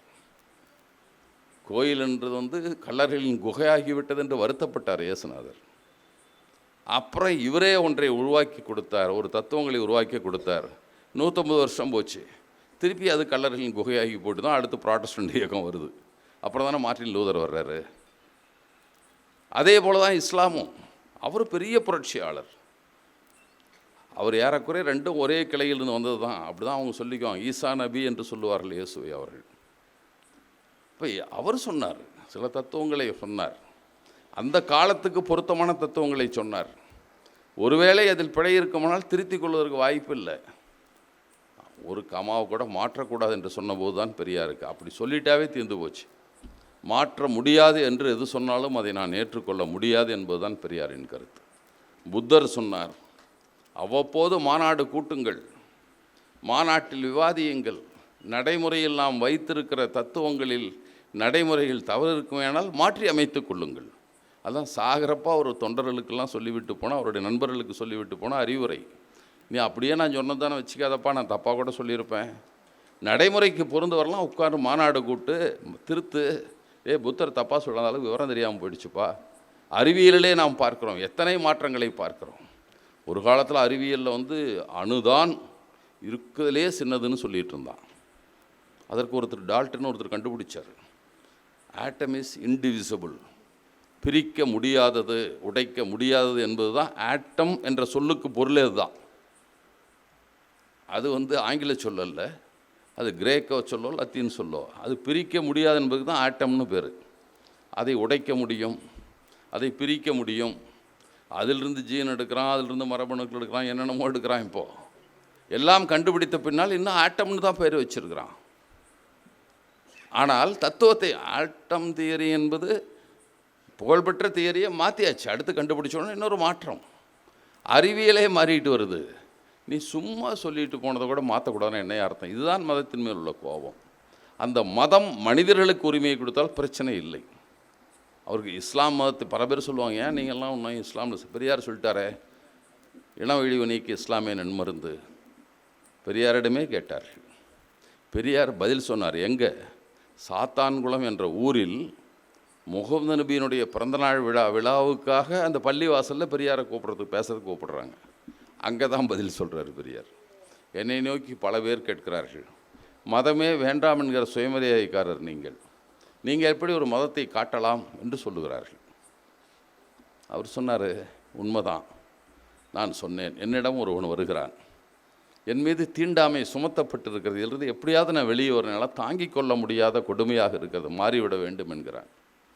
சரி, மதத்தை விட்டுருன்னு சொல்கிறேன். முடியாதுங்க, எனக்கு மோட்சத்துக்கு போகலான்னு ஆசையாக இருக்குது, அங்கே போகலான்னு வேறு எனக்கு ஆசையாக இருக்குது, சாமி கும்பிட்டா தான் நான் மோட்சத்துக்கு போக முடியும், எனக்கு ஒரு சாமியும் வேணுங்கிறான். டேய், நீ சாமி வேணும்னு சொல்லிட்டு நீ நாசமாக பண்ண விட்டுற முடியுமா அவனை? அவருக்கு நான் அறிவுரை சொல்ல வேண்டும் அல்லவா? அவருக்கு தீண்டாமை என்ற கொடுமை ஒழிய வேண்டும் என்று கருதுகிறார், ஆனால் மோட்சம் போக வேண்டாம் ஆசையும் வைத்து கொண்டிருக்கிறார். அவருக்கு நான் வழிகாட்ட வேண்டாமா? நீ நாசமாக போயிட்டு விட்டுவிட வேண்டுமா? அவர்களுக்கு சொன்ன இதுதான், உன்னுடைய இழிவு நீங்க வேண்டுமென்றால் இஸ்லாம் ஆகு. 5 மணிக்கு ஆனால் 5 மணிக்கும் தீண்டாமை போயிடும், மாடர்ன் நீ பாய் ஆகிடுவ. அது நடந்தது கேரளாவில், அது வேணா அப்புறம் சொல்லுவோம் என்று சொன்னார் பெரியார். நான் இதை சுயமரியாதைக்காரனுக்கோ பெண்ணுரிமை பேசுபவர்களுக்கோ சொன்ன அறிவுரை அல்ல, தன் மீதுள்ள தீண்டாமை போகாதா என்று ஆதங்கப்பட்டிருக்கும் என் தாழ்த்தப்பட்ட தோழனுக்கு சொன்ன அறிவுரை இது என்று அதில் சொன்னார். இஸ்லாமியர் கூடத்திலே தான் போய் சொன்னார். அவருக்கு அதுதான், ஒழியணுன்னா போ, உனக்கு இல்லை, முடிஞ்சிச்சு. நீ உண்மை இஸ்லாமாலன்னா போலி இஸ்லாமானால் என்னங்கிறாரு பெரியார். இதில் நீ என்ன இருந்தால் உண்மையாக இருந்தன்னா வேஷம் போட்ட என்ன, முஸ்லீம் வேஷம் போடு, உண்மையில் தீண்டாமை போய்விடும். இதுதான் பெரியார் சொன்னது. அந்த மதம் அப்படிப்பட்ட சமத்துவத்தை பேசுகிறது. சரி, இருக்கிறதுல செகண்ட் பெஸ்ட்டு தான் நம்ம தேர்ந்தெடுக்க முடியும். பெஸ்ட்டுக்கே இருந்தால் காலம் போயிடும், செகண்ட் பெஸ்ட்டு தேர்ந்தெடுத்துக்கோ என்று சொல்லிவிட்டு போனார். இதுதான் ஒரு காலத்தில் அவர் முன்வைத்த இது. அதற்காக நடத்திய மாநாடுகள் தான் சுயமரியாதை மாநாடுகள், எடுத்த போராட்டங்கள். தோழர்லாம் கூட நம்ம வகுப்புரிமையை பற்றி சொன்னார்கள். நேற்று ஒரு நிகழ்ச்சியில் கூட நான் சொன்னேன், பெரியாரை பற்றி அவருடைய சக்தியை பற்றி அறிந்து கொள்ளாதவர்கள் தமிழ்நாட்டில் நாம் இருக்கிறோம். பெரியாரை பின்பற்றுவர்கள் பலர் இருக்கிறார்கள். பெரியாருக்கு எவ்வளோ ஆற்றல் இருந்தது என்பது தெரியாது. ஆற்றல் என்பது பெரியாருக்கு என்னமோ பெரிய மசில் மேன் அப்படிலாம் கிடையாது. அவருடைய போராட்ட அந்த உணர்வு, போராட்டத்தை வழிநடத்துகிற பண்பு எவ்வளோ வெற்றிகளை பெற்று தந்திருக்கிறது என்பதற்கு வைக்கம் போராட்டம் சொன்னார். வைக்கம் போராட்டத்துக்கு போன போது அரசர் ஆள் அனுப்பி வரவேற்றார், ஐஜி அனுப்புனார். ஐஜி பிட் என்ற ஒரு ஆங்கிலேயன், என் ஃப்ரெண்டு வராராமா, போய் வரவேற்பு கொடுங்கள் என்று அரசு விருந்தினர் மாளிகையில் தங்க வையுங்கள் என்று அனுப்புகிற அரசர். ஏன்னா அரசருக்கு ஒரு நண்பர். அப்போல்லாம் நேராக போக முடியாது, சென்னைக்கு போனாலும் டெல்லிக்கு போனாலும் ஈரோட்டில் இறங்கி அப்புறம் அன்றைக்கி மாலையோ அடுத்த நாளோ ஒரு ரயில் ஏறி தான் அடுத்த ஊருக்கு போகணும். அப்போ அரசர் வந்தால் பெரியார் வீட்டில் தங்குவது வழக்கம். திருவனந்தபுரம் திருவாங்கூர் அரசர் வந்தால் அப்போ தான் 3 மாதம் முந்தைய வந்துட்டு போயிருக்கார். அரசர் எங்கள் வீட்டிலும் பரிவாரங்கள் எங்கள் சத்திரத்திலும் தங்கும், உணவு ஏற்பாடு நான் செய்வேன் என்று பெரியார் கூட சொல்கிறார். அவர் சொல்கிறார், மன்னிக்க வேண்டும், நான் உங்களை எதிர்த்து போராட வந்திருக்கிறேன், உங்கள் வரவேற்பை ஏற்றுக்கொள்ள முடியாமைக்கு அரசரிடம் என் மன்னிப்பை சொல்லுங்கள் அப்படின்னு சொல்லிட்டு போராட்டம் நடத்தினார். தன்னுடைய நண்பரை ஆட்சி செய்கிற மாநிலம், ஆட்சி செய்கிற முறையில் இருக்கிற குறைக்கு எதிராக போராட போகிறார். ஏன்டா வீதியில் விட மாட்டேங்கிற? அது நடந்தால் என்ன? பெரியார் கேள்வி கேட்டார், பன்னி போகுதியா, நாய் போகுது, கழுத போகுது, எங்கால் நடந்து போன உனக்கு என்ன வந்துடுது என்று கேட்டார். அதை விடவா தாழ்வாக போய்விட்டான். அப்புறம் கடுமையாகவும் பேச ஆரம்பித்தார். உங்கள் வயிற்றப்பனை கமுத்து போட்டு ஒன்றா துணி துவைக்கிற இதுக்கு பயன்படுத்திக்குவேன், இல்லைனா உடச்சி ஜல்லி போடணும் ரோடுக்கு, அதை தவிர உங்கள் வைப்பதனுக்கு என்னடா பயன் இருக்குதுன்னெலாம் பேச ஆரம்பித்தார். பெரியார் பிடிச்சி கைது பண்ணான். ஒரு முறை இல்லை 2 முறை பெரியார் மட்டும்தான் கைது செய்யப்பட்டார் அந்த போராட்டத்தில். மற்றவங்களாம் ஒரு தடவை மட்டும்தான். கடுங்காவல் தண்டனை பெரியாருக்கு மட்டும்தான் வழங்கப்பட்டது. மற்றவர்களெல்லாம் சிவில் கைதிகளாகத்தான் கருதப்பட்டார்கள், அரசியல் கைதிகளாக நடத்தப்பட்டார்கள். பெரியாருக்கு மட்டும்தான் கைது ட்ரெஸ் போட்டு அரக்கால் ட்ரௌசர் கொடுத்து கல்லுடைக்க சொல்லிட்டான். அதை பற்றி ஒரு கவலைப்படல, உடச்சிட்டு இருக்கலாண்டான்ட்டார் என்று இருந்தார். அது வேறு. ஆனால் இந்த போராட போவது என்பது சுயமரியாதை உணர்வுக்கு. ஏன் ஒரு மனிதனை நடக்கக்கூடாது என்பது தான் கேள்வி. இப்போ போராட்டத்தை அவர் திரட்டிய முறை, அதற்காக அணிதிரட்டிய முறை, போராட்டத்தை முன்னெடுத்த முறை எல்லாம் அவருக்கு நாடு கடத்த ஆணை போட்டார்கள். இந்த நாட்டில் இருக்கக்கூடாது, திருவிதாங்கூர் சமஸ்தானத்துக்குள்ளே இருக்கக்கூடாது அப்படின்ட்டு தான் முறை விடுதலை பண்ணுறான். வந்த உடனே திருப்பி எல்லாம் பிரச்சாரம் பண்ணுறாரு. ராஜா ஃப்ரெண்டாக இருந்தால் எத்தனை நாளைக்கு தான் பார்த்துக்குவார், பிடிச்சி போடியா உள்ள அந்த ஆளுக்குன்ட்டார். 6 மாதம் தண்டனை, 4 மாதம் தண்டனை வேறு கொடுத்துட்டாங்க, அவுக்கா ட்ரௌசர்லாம் கொடுத்துட்டாங்க. இதை பெரியார் எங்கேயும் சொல்லி கொண்டதே இல்லை. நான் சிறையில் அவ்வளவு சிரமப்பட்டேன், துயரப்பட்டேன், ஒன்றும் இல்லை. அவரோடு போராட்டத்தில் கலந்து கொண்ட கேசவ மேனன் பின்னால் ஒரு புத்தகம் எழுதினார். என் கடந்த காலம் கழிஞ்ச தினங்கள் என்னமோ ஒன்று எழுதினார், கழிஞ்ச திவசங்கள் என்னமோ ஒன்று எழுதினார். அதில் எழுதினார், எங்களுக்காக போராட தமிழ்நாட்டிலிருந்து வந்தவர், அவர் ஜாதி இழிவுக்கு ஆளானவர் இல்லை. தமிழ்நாடு காங்கிரஸ் கமிட்டி தலைவர், பெரிய வியாபாரி. ஆனால் எங்களுக்காக சிறையில் இருந்தார், அரக்காட்ரோஸ் போட்டு கல்லொடைச்சிட்டு இருந்தார். இங்கே இருக்கிற எவனாவது திருவங்க சமஸ்தானத்தில் இருக்கிற பாதிக்கப்பட்ட ஏழவனுக்கு வராத உணர்வு ஒரு உயர்ஜாதி தமிழனுக்கு வந்திருக்கிறது. எங்களுக்கெல்லாம் அப்புறம் தான் உற்சாகமே பிறந்ததுன்னு அவர் எழுதினார் வாழ்க்கை வரலாறுல. அப்புறம் தான் தெரியும் பெரியார் அதுக்கு முந்தைய செத்து போயிட்டார், அவர் சொல்ல யார்கிட்டையும். அதுக்கு பின்னால் தெரிஞ்சால் அதை பற்றியெல்லாம் எழுதி கொண்டு இருக்கிறார்கள். பெரியார் எப்போதும் சொல்லி கொண்டதில்லை நான் இருந்தேன் ஜெயிலில் இருந்தேன்ட்டு. அவர் வேணால் சொல்லியிருக்கிறார். பெரியாரை ஒழிக்க வேண்டும் இப்பெல்லாம் நிறையாத்துக்கும் இருக்குல்ல, ஜபம் அடிக்கடி யாகம் ஜபம் எல்லாம் பண்ணுவாங்க, அடிக்கடி நடக்கும். சத்ரு சம்ஹார யாகம்னு ஒன்று, எதிரி அழிக்கிறதுக்குன்னு ஒரு யாகம். அதை கடைசியாக ஐயர்லாம் சொல்லிட்டான், இந்த ராஜா இவ்வளோ ஒழிக்கணும்னா யாகம் ஒன்றெல்லாம் இவன் எடுத்து முழிச்சு விடுவான். சரி பண்ணுன்ட்டார் ராஜாவும், பண்ணுறான் யாகம். என்ன சத்தம்னா யாகம் நடந்துட்டு இருக்குதுங்கிறான். திடீர்னு வேட்டெல்லாம் போடுறான். என்னன்னா ராஜா திருநாடு எழுந்து விட்டார். அப்படின்னு என்னையா அர்த்தம்? செத்து போயிட்டார்னு அர்த்தம் அப்படின்னா. உடனே எனக்கு சிறையில் மரியாதை கூறிவிட்டது. மக்களுடைய மடமையின் காரணமாக என்னை பார்த்து எல்லாம் கும்பிட ஆரம்பிச்சிட்டானா. இவருக்கு பெரிய சக்திடா, அந்த சக்தியே திருப்பி விட்டார் கடவுள் ராஜா கிட்ட. இவர் மேலே ஏவி விட்டான் அவன். இவருக்கு எவ்வளோ பெரிய சாமியாராக இருந்தால் இவர் திருப்பி விட்டார் ராஜா பக்கம். ராஜா செத்து போயிட்டான், இவர் சாகலை. இவர் பெரிய ஆள்றானா, அதுக்காக கும்பிடு போட்டானா. எல்லாம் பார்த்து எனக்கு வெட்கமாக போய்விட்டது. பார்த்தவங்களாம் சிறை அதிகாரிலாம் என்னை கும்பிட ஆரம்பித்து விட்டார்கள் எழுதினார் பெரியார். அதுக்கப்புறம் விடுதலையாகி வந்தார், கோரிக்கை நிறைவேறியது. அந்த வெற்றி விழா கூட்டத்திற்கு பெரியார் தலைமையில் தான் நடந்தது. வைக்கத்தில் நடந்தது, கேரளாவில் நடந்தது. வெளி மாநிலத்திலிருந்து ஒருவர் மட்டும்தான் அழைக்கப்பட்டிருந்தார். ஒருவரில் 2 பேர், பெரியாரும் நாகம்மையாரும் இந்த கூட்டத்தில் கலந்து கொண்டார்கள். நாகம்மையாரும் ஜெயிலில் இருந்தாங்க. அங்கே பெண்கள் அரசியல் வந்தது. ருக்மணி லட்சுமிபதி ரோடுலாம் இருக்கும். அந்த பொம்பளை காரில் உட்காந்துட்டு வெள்ளையனே வெளியேற நோட்டீஸ் கொடுத்ததுக்கு அரெஸ்ட் பண்ணான். அவள் தியாகி மந்திரி ஆகி அவள் பேரில் ரோடே இருக்குது சென்னையில். அந்த தியாகமாக நாகம்மையார் பண்ணாங்க. போய் ஜெயிலில் இருந்தாங்க. போய் பெண்களை திரட்டி கொண்டு போராடினார்கள். மழை பெய்தது, மழையில் உட்காந்துட்டு எந்திரிக்க மாட்டேன்ட்டு இருந்தாங்க. சுண்ணாம்பு தூள் தூவி விட்டார்கள் கண்ணில் போனெல்லாம் கண்ணை மூடிக்கிட்டாங்க. இந்த மாதிரிலாம் கண்ணை மூடிட்டு உட்காந்துட்டு அவன் சுண்ணாம்பு தூவிட்டு போகிறான் என்றெல்லாம் போராட்டம் நடத்தினார்கள். அடுத்தது போராட்டம் இங்கே நடந்தது தான். கூட உட்காந்து சாப்பிடக்கூடாதுன்னு தான் போராட்டம். தமிழ்நாட்டில் நடந்தது சமபந்தி போஜனம். அது ஒரு இது அன்றாடம் ஹோட்டல் நடந்துகிட்டு தான் இருக்குது சமபந்தி போஜனம். ஆகஸ்ட் 15 மட்டும் நடத்துவோம் நம்ம சமபந்தி போஜனம். அது மாதிரி அப்போ நடத்தினானுங்க. காங்கிரஸ் மாநாட்டில் நடத்தினான், நீடாமங்கலத்தில் காங்கிரஸ் மாநாடு. சமபந்தி போஜனம் எல்லோரும் உடனே இருந்தாலுங்கன்னு மைக்கில் சொல்கிறான். நம்மால் நிஜம் நம்பிட்டு போய் உட்காந்து சாப்பிட்டான். பிடிச்சி கட்டி போட்டு அடுத்தலாம் அடிக்கிறான். ஏட்டா நாங்கள் கூப்பிடுவோம், நீ வந்துடுறதா நீ அப்படி காங்கிரஸ்காரங்க கட்டி போட்டு அடிக்கிறான்.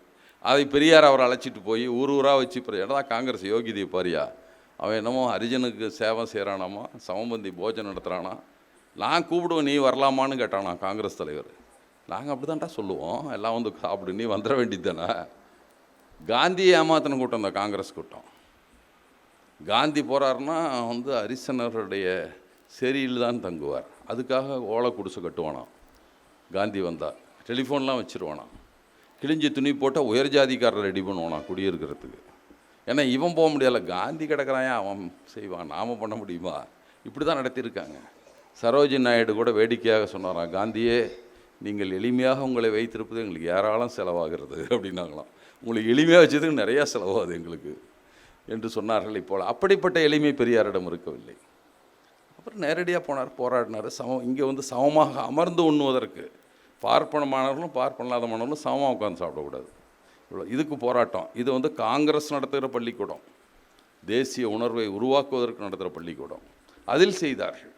இதெல்லாம் தான் பெரியார் வெளியே வரதுக்கு காரணமாச்சு. காங்கிரஸ் விட்டு இந்த பசங்க இவனுக்கு தாண்டா கட்சி நடத்துகிறான், நமக்கெல்லாம் இல்லைடா, நம்மகிட்ட வேலை வாங்குகிறான். ஏன்னா தமிழில் மக்களிடம் போய் பேசுவதற்கு பெரியார் இருந்தார், வரதராஜ நாயுடு தான், திருவிக்கா இருந்தார். இவங்க 3 பேர் தான் மக்களிடம் போய் பேசிய தலைவர்கள். அவன்லாம் அரங்களை உட்காந்து இங்கிலீஷில் பேசிட்டு போனவன் பார்ப்பான்லாம். இவங்க மக்களிடம் மக்கள் மொழியில் பேசி காங்கிரஸை வலுப்படுத்திய அந்த 3 தலைவர்கள் தான். அப்போல்லாம் சொல்ல மாட்டான், நாயக்கர் நாயுடு முதலியார் தான், பேரெல்லாம் கிடையாது. அப்போல்லாம் ஜாதியை மட்டும்தான் குறிப்பிட்டார்கள். அவங்க தான் காங்கிரஸை வளர்த்துனாங்க. அதே போலத்தான் தொடரல. அடுத்து ஒவ்வொன்றாக அவர் எடுத்த நடவடிக்கை நினச்சி பாருங்கள். நாம் பெற்ற பலன் என்பது நமக்கு தெரியாது, எங்கோ இருந்து பார்க்குறவனுக்கு தான் தெரியும். வெளியே இருந்து பார்ப்போர் கண்ணுக்கு தான் தெரியும் இங்கே நடந்த மாற்றங்கள். நமக்கு சாதாரண இயல்பாக தெரிகிறது. ஜாதி பட்டம் இல்லாத கூட அப்படி தான். இப்போ தான் போடுறோம், பட்டத்தை போட்டுக்கோன்னு சொல்கிறான். நீ தமிழ்னு தெரியுன்னா ஜாதி போடணும் சொல்லிகிட்டு இருக்கான். இன்னொருத்தன் பெருமை, எங்களுக்கு பெருமை மிக்கது. என்ன பெருமையை ஒன்றும் கிடையாது. இன்றைக்கி நீ கோயிலுக்குள்ளே போக முடியாது, இன்னும் வெளியே தான் நிறுத்துவான். நீ வேணா அரங்காவலராக இருக்கலாம், அங்கே ஜமீன்தாராக இருக்கலாம், ஜாதி சங்க தலைவராக இருக்கலாம். நீ கூட்டினா 5 லட்சம் பேர் கூட வருவான். ஆனால் அவங்கள்ட்ட ஐயருக்கு போனால் நீ சாமின்னு தான் ஆகணும், இல்லை கீழே உட்காந்து தான் ஆகணும். இன்றைக்கு வரைக்கும் வைத்திருக்கிறான்லவா. அந்த சுயமரியாதை தான் பெரியார் கேட்டார். என்னடா நான் யார் நீ யார், உனக்கு என்ன, நீயும் மனுஷன் நானும் மனுஷன், உனக்குள்ள உரிமை எனக்கும் உண்டு. நீயும் மானிட பிறவி நானும் மானிட போய், ஆனான உனக்குள்ள உரிமை எனக்கேன்னு இல்லை. இதுதான், நீ காசு போட்ட நான் உழைப்பு போட்டேன், உனக்குள்ள உரிமை எனக்கே இல்லை. இந்த 3 சுயமரியாதையைத்தான் பெரியார் கேள்வி எழுப்பி கொண்டே இருந்தார். அதில் அவர் நடத்தின போராட்டம் தான் முக்கியமான போராட்டமாக நான் சொல்வது. இடஒதுக்கீட்டை பற்றி கூட தொடர் சொன்னார்கள். முதல் சட்ட திருத்தம் பெரியாருக்காக வந்ததுன்னு. பெரியாருடைய வலு என்ன என்று தெரிஞ்சினோம். வலிமை எவ்வளவு என்றால், தமிழ்நாடுங்கிறது இந்தியாவில் பார்த்தா ஒரு 30ல் 25 ஒரு பங்கு, அவ்வளவு பகுதி தான் நம்ம. அதில் உள்ள கட்சிகளில் ஒரு கட்சி சுயமரியாதை இயக்கம். அப்போ சுயமரியாதை இயக்கம் திராவிடர் கழகம் மாறிவிட்டது இருந்தது. அந்த திராவிடர் கழகத்திலிருந்து திமுக பிரிந்த பின்னால் இன்னும் கொஞ்சம் சின்ன கட்சி தான் திராவிடர் கழகம். திமுக 49 போயிடுச்சு, 50 தான் இடஒதுக்கீடு போராட்டம். பெரியார் போராட்டத்தை முன்னெடுக்கிறார். அந்த போராட்டத்தின் போது எல்லோரும் துணை நிற்கிறார்கள் பெரியாரோடு. அப்போ தான் பிரிஞ்சு போயிருந்தார் அண்ணா. 49 பிரிஞ்சு வர 50ல் போராட்டம். அது எங்களுக்குள்ளே வேறு சண்டைப்பா, நாங்கள் பிரிஞ்சிட்டோம். இந்த கோரிக்கை பெரியார் தலைமையில் நாங்கள் ஏற்றுக்கொண்டு போராடுவோம்னு அண்ணா அறிவித்தார். பிரிஞ்சிட்டோம், எங்களுக்கு வேறு பிரச்சனை, பிரிஞ்சு போயிட்டோம், அது வேறு. ஆனால் அவர் தலைமையில் நாங்கள் போராடுவோம். எல்லா கட்சிகளும் வந்தார். காங்கிரஸினுடைய தமிழ்நாடு காங்கிரஸ் தலைவர் அப்போ காமராஜர். ஆட்சியில் இருந்தவர் அவர் இல்லை, ஆனால் தலைவர் இவர். காமராஜரும் கூட 2 இடத்துல நமக்கு ஆதரவாக நின்று இருக்கிறார். ஒன்று, குலக்கல்வி திட்டத்தை ராஜாஜி கொண்டு வந்தபோது எதிர்த்தார். காங்கிரஸ் கமிட்டியில் தலைவர் மட்டும் இல்லை, பொதுச் செயலாளர் இருந்தவர் சேலம் எஸ்வி ராமசாமி, சாரதா கல்லூரி உரிமையாளர், பேரிஸ்டர் ராமசாமின்னு சொல்லுவாங்க, எஸ்வி ராமசாமி செட்டியார். அவர் சொன்னார், பார்ப்பனர் என்ற வடிவத்தில் காங்கிரஸுக்குள் பிளேக் நோய் பரவுகிறதுன்னு அறிக்கை விட்டார். யார்? காங்கிரஸ் பொதுச் செயலாளர். காங்கிரஸ்காரில் ராஜாஜி தான் சொல்கிறாரு, பார்ப்பன வடிவத்தில் பிளேக் நோய் நம் கட்சிக்குள் நுழைந்து விட்டதுன்னு மாநில பொதுச்செயலாளர் அறிக்கை விடுறாரு. முதல் மந்திரிக்கு எதிராக காங்கிரஸ் கட்சி தலைவர் பேசுகிறார். அது இதில் குலக்கல்வி திட்டத்துக்கு எதிர்ப்பு போராட்டத்தின் போது. எனவே பெரியாரை எல்லோரும் ஏற்றுக்கொண்டிருந்தார். ஏன்னா பொதுவான தலைவர், அவர் சொல்வது நமக்கானதாக இருக்கும், நன்மையாக இருக்கும். ஒரு செய்தி சொன்னவங்களுக்கு வேடிக்கையாக இருக்கும். அவர் பிரிஞ்சு போனதுக்கப்புறம் ஒரு தேர்தல் வருது, 2028 நம்ம தேர்தல் நடக்கிறது. பெரியார் காங்கிரஸ் விட்டு போய் 3 வருஷம் கழித்து தேர்தல் வருது. கோவை மாவட்டத்திற்கு அப்போ 3 எம்எல்ஏ தான், 4 எம்எல்ஏ.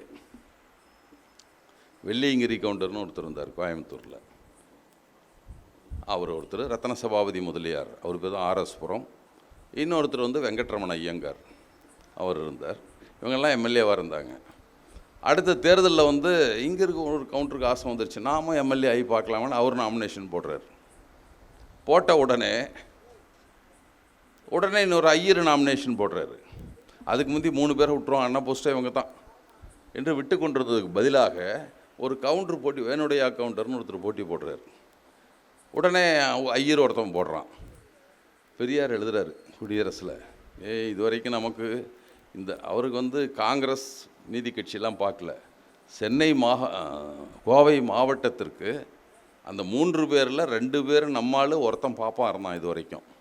நீ கவுண்டருக்குள்ளே சண்டை 2வது கவுண்டர் நின்னோடனே இன்னொரு ஐயர் போட்டான். கவுண்டருங்களை பாதி பேர் கவுண்டருக்கே போட மாட்டான், பாப்பானுக்கு தான் போடுவான். நீங்கள் பாப்பான அடிமைகள், அவர் எழுதுறாரு அவர் பெரியார், நீங்கள் அவனுக்கு தான் போடுவீங்க. இப்போ என்ன யோகியதுன்னா, அவங்க 2 பேர் பதவியும் போச்சு, 2 பாப்பான் வரப்போகிறான், ஒரு பார்ப்பனதாக இருக்க போகிறார். மாறப்போகுது கோவையில், மாற விடலாமா? ஒருவர் தங்களுடைய வேட்புமனுவை, அப்போ அபேட்ச பத்திரத்தை வாபஸ் பெற்றுக்கொள்ள வேண்டும்னு எழுதுறாரு. நீங்கள் கேட்கலாம், யார் என்று கேட்கலாம். அவரே எழுதிக்கிட்டு அவரே பதில். இதில் என்னுடைய கருத்து வெள்ளியங்கிரி கவுண்டர் வாபஸ் பெற்றுக்கொள்ளலாம். அவர் இதுக்கு முந்தைய 2 தடவை எம்எல்ஏ இருந்தார், டிஸ்ட்ரிக்ட் போர்டு தலைவராக இருந்துட்டார். இவர் பாவம் இப்போ தான் கிராமத்துலேருந்து ஒருத்தர் நிற்கிறாரு. நமக்கு நன்றாக தெரியும், சட்டமன்றத்துக்கு போய் எதுவும் செய்ய முடியாதுன்னு நமக்கு தெரியும். இருந்தாலும் அந்த பகுதி மக்களுக்கு ஒரு நம்பிக்கையாக நம்மால் ஆயிட்டான்னு ஒரு பெருமை இருக்கும், ஒரு பெருமிதம் இருக்கும், ஒரு தன்னம்பிக்கை ஏற்படும். எனவே வெள்ளியங்கிரி கவுண்டர் வாபஸ் பெற வேண்டும் என்பது என் கருத்துன்னு எழுதுகிறார். காங்கிரஸின் எதிரி காங்கிரஸில் யாரா வாபஸ் வாங்கணும்னு எழுதுகிறார். அடுத்த வாரம் குடியரசு எழுதுகிறாரு, வெள்ளியங்கிரி கவுண்டரின் பெருந்தன்மைக்கு என் பாராட்டுகள்னு எழுதுகிறார். ஏன்னா அவர் வித்ட்ரா பண்ணிட்டார். எதிரி கூட பெரியார் சொன்னால் சரி என்று கருதியவர் தான் பெரியார். அந்த ஒரு நேர்மை அவரிடம் இருந்தது. அதுதான் அவருடைய பலமே, நேர்மை தான். பெரியார் சொன்னால் தப்பாக இருக்காது, பொய்யா இருக்காது என்பது தான். எனவே அவ்வளவு தனக்கான ஒரு இடத்தை நிறுவிக்கொண்டு அதில் வலிமையாக காலை ஊன்று நின்றிக்கொண்டு அப்புறம் தான் மாற்றத் தொடங்கினார். ஒவ்வொரு பக்கத்தையும் எல்லோரும் தங்களுக்கு சிறு சங்கடம் இருந்தாலும் ஏற்றுக்கொண்டார். ஜாதி பேரை விடுனா கொஞ்சம் பேர் கொஞ்சம் கஷ்டமாக தான் இருந்தது. முதல்ல WPA சவுந்தரபாண்டியன் நாடார், அவர் தான் மாநாட்டு தலைவர். அவர் மாநாட்டில் அறிவித்தார், என்னுடைய இனிமேல் நான் WPA சவுந்தரபாண்டியன் என்று சொன்னார். தமிழில் சொன்னார், பூ ஆ சவுந்தரபாண்டியன் என்று தான் அறியப்படுவேன் என்று அறிவித்தார். அடுத்த ராமச்சந்திர சேர்வை, அவரும் ஒரு டிஸ்ட்ரிக்ட் போர்டு சேர்மனாக இருந்தவர் தான். அவர் சொன்னார், இனிமேல் ராமச்சந்திரன் தான், சேர்வை இருக்காதுன்னாரு. பல பேர் சொன்னார்கள். 1929 பெரிய அதிசயம் அது. அதுக்கு முந்தைய பெரியார் நாயக்கர் படத்தை விட்டுட்டார், அதுக்கு 2 வருஷத்துக்கு முந்தைய. ஆனாலும் தமிழ்நாடு முழுக்க போனது. இப்போ யார் கொங்கு வேள சங்க தலைவர் யாருன்னா ஈஸ்வர கவுண்டர் இல்லை, ஈஸ்வரன் தான். வன்னியரத்துக்கு தலைவர் யாருன்னா ராமதாஸ் கவுண்டர் இல்லை, ராமதாஸ் தான். ராமதாஸ் படையாச்சி இல்லை. சேதுராமன் தான் இருக்கிறார். சேதுராமன் தேவர் இருக்குல்ல. ஒவ்வொருவருக்கும் அப்படித்தான். ஜாதி சங்க தலைவர்கள் கூட தன் ஜாதியை போடலை. ஒரே ஒரு ஆள் போட்டு தான், தேவநாதன் யாதவ். அவர் தான் இப்போ உள்ளே போயிட்டுருக்காரு. அவர் பிஜேபி சரியான கட்சியில் போய் சேர்ந்தார். ஏன்னா அவ்வளோ ஊழல் பண்ணிட்டு எப்படி வேறு கட்சியில் இருக்க முடியும். பிஜேபியில் போய் வேட்பாளர் நின்று இப்போது விசாரணையில் இருக்கிறார். அவங்களாம் கம்மியாக செய்ய மாட்டாங்க, ஒரு 500 கோடி அப்படி தான். நம்மளால் தான் 100 ரூபா வாங்கிட்டு லஞ்சம் வாங்கிட்டு உள்ளே போயிடுவான். எனவே அப்படி அந்த மாற்றத்தை இதுவரைக்கும் நினச்சி பாருங்கள், நினச்சே பார்க்க முடியாது. புரட்சியாளர்கள் என்று சொல்லப்படுபவர்கள் கூட தங்கள் பெயரை விட்ட முடியாது. அங்கெல்லாம் பெரியார்னு சொன்னதுக்கு காரணமே நாயக்கர், ராமசாமி நாயக்கர்னு சொல்லாமல் ராமசாமின்னு இப்படி சொல்கிறது. அதற்காகத்தான் ராமசாமி பெரியார் என்று ஒரு அழைக்க தொடங்கினார். நாகர்கோயிலை சேர்ந்த சிதம்பரம் பிள்ளை என்ற ஒரு வழக்கறிஞர், ஒரு பெரிய அறிஞர். அவர் கோயில் நுழைவை பற்றி அப்போ ஒரு டெம்பிள் என்ட்ரின்னு ஒரு புத்தகம் இப்போ எழுதினவர். இந்த அறநிலையத்துறையை பற்றியெல்லாம் ஆய்ந்து எழுதியவர். அவர் தான் முதல்ல ராமசாமி பெரியார்னு எழுதுறார். 26 27 என்ன ஜாதி பேரை போடக்கூடாதுன்னு சொன்ன உடனே எப்படா வெறும் ராமசாமின்னு சொல்கிறது, ராமசாமி பெரியார். 1929 நடந்த மாநாட்டில் தீர்மானம் போடுகிறார்கள். அந்த மாநாட்டினுடைய கடைசி தீர்மானம் என்னன்னா நன்றி அறிவிப்பு தீர்மானம். அதில் ராமசாமி பெரியாருக்கு எங்கள் நன்றியை தெரிவித்துக் கொள்கிறோம். சுயமரியாதை தோன்றி அதை வளர்த்தெடுத்து ஒரு பெரிய மாநாடு கூட்டி புரட்சிகர திட்டத்தை அறிமுகப்படுத்திய ராமசாமி பெரியாருக்கு இந்த மாநாடு நன்றி தெரிவித்துக் கொள்கிறோம். தீர்மானம் 29 38 பட்டம் கொடுத்து யாருன்னு சண்டை போட்டுட்ருக்கான். அது இருக்கட்டும் தொடர். இப்படி ஒவ்வொரு மாநாட்டிலும் ஒவ்வொரு முறைகளை எடுத்து சென்றார். அதில் ஒன்று, நமக்கு வகுப்பாரி உரிமை வேணுனார். 100 இடங்களையும் பிரித்து கொடுனார். தமிழ்நாட்டில் நடைமுறைப்படுத்தப்பட்டு விட்டு பழைய சென்னை மாகாணம், தமிழ்நாடு இல்லை, ஆந்திராவிலையும் 7 மாவட்டம் இருந்தது. நம்மளது ஒரு 12 மாவட்டம், மலபார் இருந்தது, மங்களூர் மாவட்டம், நம்மோடு இருந்தது. அப்போ கொண்டு வந்தாங்க சட்டம். ஆனால் பெரியார் திருப்தி அடையவில்லை. அவர் எப்பவும் திருப்தி அடைய மாட்டார். முதல்ல சொல்லுவார், அப்புறம் அடுத்ததுக்கு போவார். அடுத்து சொன்னார், சரிப்பா எங்கள் வேலையில் இருக்கிறது சரி, இந்த மத்திய அரசாங்கத்து வேலையெல்லாம் இங்கே இருக்குது, அதுக்கு இடம் இல்லையா எங்களுக்கு? நீ எங்கள் ஊர் தான் நடத்திட்டு இருக்கிற, எங்கள் ஊரில் தான் அஞ்சல் நிலையம் இருக்கிறது, இங்கே தான் தொடர் வண்டிகள் ஓடுகின்றன, இங்கே தான் வங்கிகள் இயங்குகின்றன, அது வேணால் ஒன்று தான் இருக்கலாம், எங்களுக்கு அதுலேயும் இடம் வேணும்னார். அதுலேயும் எனக்கு வகுப்பாரி உரிமை வேண்டும். பெரியார் எழுப்பிய கோரிக்கை, அதை அவருடைய நண்பர்கள், அவருடைய தோழர்கள் வலியுறுத்தினார்கள். அவங்க சென்ட்ரல் அசம்பிளின்னு இருந்தது அப்போ, பார்லிமெண்ட்டுன்னு பேர் இல்லை, சென்ட்ரல் அசம்பிளி. அதில் நம்ம சரார் கே சண்முகம் செட்டியார், ஆற்காடு ராமசாமி முதலியாரெலாம் இருந்தாங்க. அவங்க இந்த கோரிக்கையை, பெரியாரின் கோரிக்கையை வலியுறுத்தினார்கள். டெல்லியில் அரசாங்கம் ஏற்றுக்கொண்டு ஆணை பிறப்பித்தது. சென்னை மாகாண பார்ப்பனலாதார் சிறப்பு சட்டம்னு ஒன்று போட்டான். இந்தியா முழுக்க அவனும் போடல. சென்னை மாகாணத்தில் இருக்க மத்திய அரசு வேலைகளில் இடஒதுக்கீடு உண்டு. இதுதான் பெரியார் வாங்கிய ஆணை. அதை மீண்டும் வாங்குவது எப்போ வாங்கணும்? விடுதலை பெற்ற இந்தியாவில் ஒரு மாமனிதர் விபி சிங் வந்து சட்டம் போட்டு அது நீதிமன்றத்துக்கு போய் 93 தான் நமக்கு கிடைச்சிது. எதுவும் இல்லாமல் அதற்கு 60 வருஷத்துக்கு முன்னால் பெரியார் வாங்கி வச்சுருந்தார். இந்தியாவுக்கு விடுதலை வந்தவுடனே ரத்து செய்து விட்டார்கள். ஆனால் அதை பெறுவதற்கு நாம் இன்னும் எவ்வளோ நாள் காத்திருந்தோம்? விடுதலை பெற்ற பின்னாலும் நாம் 50 ஆண்டு காத்திருந்தோம். கல்வி நிலையங்கள் நமக்கு இடஒதுக்கீடு இல்லை. மத்திய அரசு கல்வி நிலையங்கள் 2008 தான் வந்தது, மறந்துடாதீங்க. இந்தியாவுக்கு விடுதலை வந்து 60 வருஷம் கழித்து தான் அவன் நடத்துகிற பல்கலைக்கழகங்கள் நமக்கு இடஒதுக்கீடு இருந்தது. அது வரைக்கும் இல்லை. இதை ஒரு இயக்கம் தங்களுடைய கோரிக்கையை வலியுறுத்தி அதை இங்கே பண்ணுடா சட்டம்னு 35 நடைமுறைப்படுத்தி வச்சு அந்த தலைவருடைய வலு என்னவாக இருக்க வேண்டும்? அவரை பற்றி அரசின் கருத்து என்னவாக இருக்க வேண்டும்? இந்த ஆள்கிட்ட முறைச்சி இந்த ஆள் ஏதாவது பண்ணாலும் நாட்டை கிளப்பி விட்டு வர்ற அந்த ஆள், இவர் சொன்னால் நம்புகிறான் எல்லாம். ஏன்னா நம்புகிற மாதிரி நடந்துக்கிறார், அதனால் நம்புகிறான். பல பேர் வருத்தப்படுவாங்க, நான் சொன்னால் அவன் நம்ப மாட்டேங்கிறான், நீ சொல்கிறது நம்புகிற மாதிரி இல்லை, அதனால் நம்ப மாட்டேங்கிறான். பெரியார் சொன்னதை நம்பினான். அதனால தான் நான் எதிர்கட்சியாரோட வாபஸ் வாங்குகிறான், வேட்பு மனுவை திரும்ப பெறுகிறார்கள். எனவே இப்படி ஒரு நம்பிக்கையை உருவாக்கி வைத்திருந்த பெரியார் அடுத்த ஒரு போராட்டம், இடஒதுக்கீடு போராட்டத்தில் நான் ஏன்னா இதை தொடர்ந்து எல்லா இடத்துலையும் சொல்லணும்னு நினைக்கிறேன். நான் 50 நமக்கு இல்லை என்று சொல்லி இந்தியாவுக்கு விடுதலை வந்தது. 2 சொன்னால் சென்னை மாகாணத்தில் இருக்க வகுப்பாரி உரிமை செல்லாது தீர்ப்பு. இன்னொன்று, கல்வி நிலையங்கள் இடஒதுக்கீடு என்று அரசியல் சட்டத்தில் இல்லை, வேலைக்கு மட்டும்தான் இருக்குது. 16(4) என்ற ஒரு பிரிவு. கல்வி நிலையங்கள் இடஒதுக்கீடு என்பதற்கான சட்டமே அரசியல் சட்டம் நடைமுறைப்படுத்தப்பட்ட போது இல்லை. இல்லைன்னா அம்பேத்கர் எழுதினியா? அம்பேத்கரை எழுத விடலை. இதுதான் காரணம். அவரே சொன்னார். பெரியார் வந்து பர்மாவில் 2 பேரும் புத்த மாநாட்டில் சந்திக்கிறார்கள். பெரியாரையும் அழைச்சிருக்காங்க, வேணாங்க பெரியாரையும் அழைச்சிருக்காங்க, அம்பேத்கரும் மாநாட்டுக்கு போகிறாங்க. அப்போ கேட்டிருக்காரு, என்னங்க பிசிங்களை பற்றி நீங்கள் கவனிக்காம விட்டீங்களே நீங்கள் அப்படின்னு கேட்குறாரு பெரியார். அவருக்கு சொன்னாராம், நான் என்னங்க பண்ணிட்டோம், நான் பேனாவை தான் பிடிச்சிட்டு இருந்தேன், ஆட்டினது பூரா பாப்பான் தான். I was holding the pen but was move by the Brahmins அப்படின்னு சொன்னார்னு பெரியாரே அதை சொல்லுகிறார். இவர் கேட்டதையும் ஆங்கிலத்தில் சொல்லுகிறார். அவர் கேட்குறாரு, Babasaheb, you have let down the cause of backward classes, ஏன் விட்டுட்டீங்க, கை விட்டீங்க அவங்களன்னு கேட்டேன். நான் என்னங்க பண்ணிட்டோம், I was holding the pen but it is moved by the Brahmins. நாடாளுமன்றத்துலேயும் சொன்னார், I did much against my will, என்னுடைய விருப்பத்துக்கு மாறாக பலவற்றை எழுதியிருக்கிறேன்னார் அரசியல் சட்டத்தில். இந்த பசங்க அவ்வளோ விட்டதே பெரிய பிச்சை என்ன. அதனால் அவரால் கல்வி நிலையங்கள் பெற முடியவில்லை.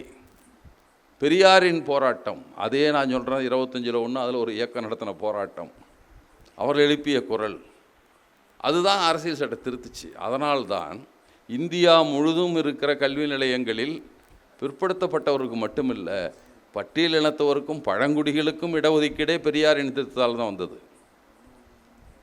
அப்படி எப்படி ஒரு திருத்தம் வந்ததென்றால், அம்பேத்கர் ஒரு சட்டத்தை எழுதி வைத்திருந்தார், 340ன்னு ஒன்று. பிற்படுத்தப்பட்ட மக்களுக்கு அவர்களுக்குன்னு பட்டியல் இல்லை. சென்னை மாகாணத்திலிருந்து பம்பாய் மாகாணத்திலேருந்து வேற எங்கேயும் பட்டியல் கிடையாது, பிசி பட்டியல் கிடையாது. அதை எடுக்கணும்னு ஒரு சட்டம் பிரிவு ஒன்று எழுதினார் அம்பேத்கர். 340ன்னு ஒரு பிரிவு எழுதினார். ஒரு ஆணையத்தை அமைத்து நீங்கள் ஆய்வு செய்து அவர்களுக்கும் இடஒதுக்கீடு தர வேண்டும், பிற்படுத்தப்பட்ட மக்களுக்கும். எழுதுனோட விட்டுல. அரசியல் சட்ட நடைமுறைக்கு வந்து 1.5 வருஷம் கழித்து எனக்கு சட்ட அமைச்சர் பதவியெல்லாம் வேண்டான்ட்டான்ட்டு போனார், ரிசைன் பண்ணார். மந்திரி பதவி வந்தால் விடமாட்டான், கெஞ்சிட்டு கால் விழுந்து கூட நான் இருக்கிறேம்மா, அம்பேத்கர் போடாமல் பதவின்ட்டு போனார். என் கருத்துக்கு மாறாக இருக்கிறது. இந்து கோட் பில் என்று பெண்களுக்கு உரிமை சொத்துரிமையை கொடுத்தார், மனவிறக்க உரிமையை எல்லாம் கொடுத்து புதிய சட்டம் ஒன்று எழுதினார்.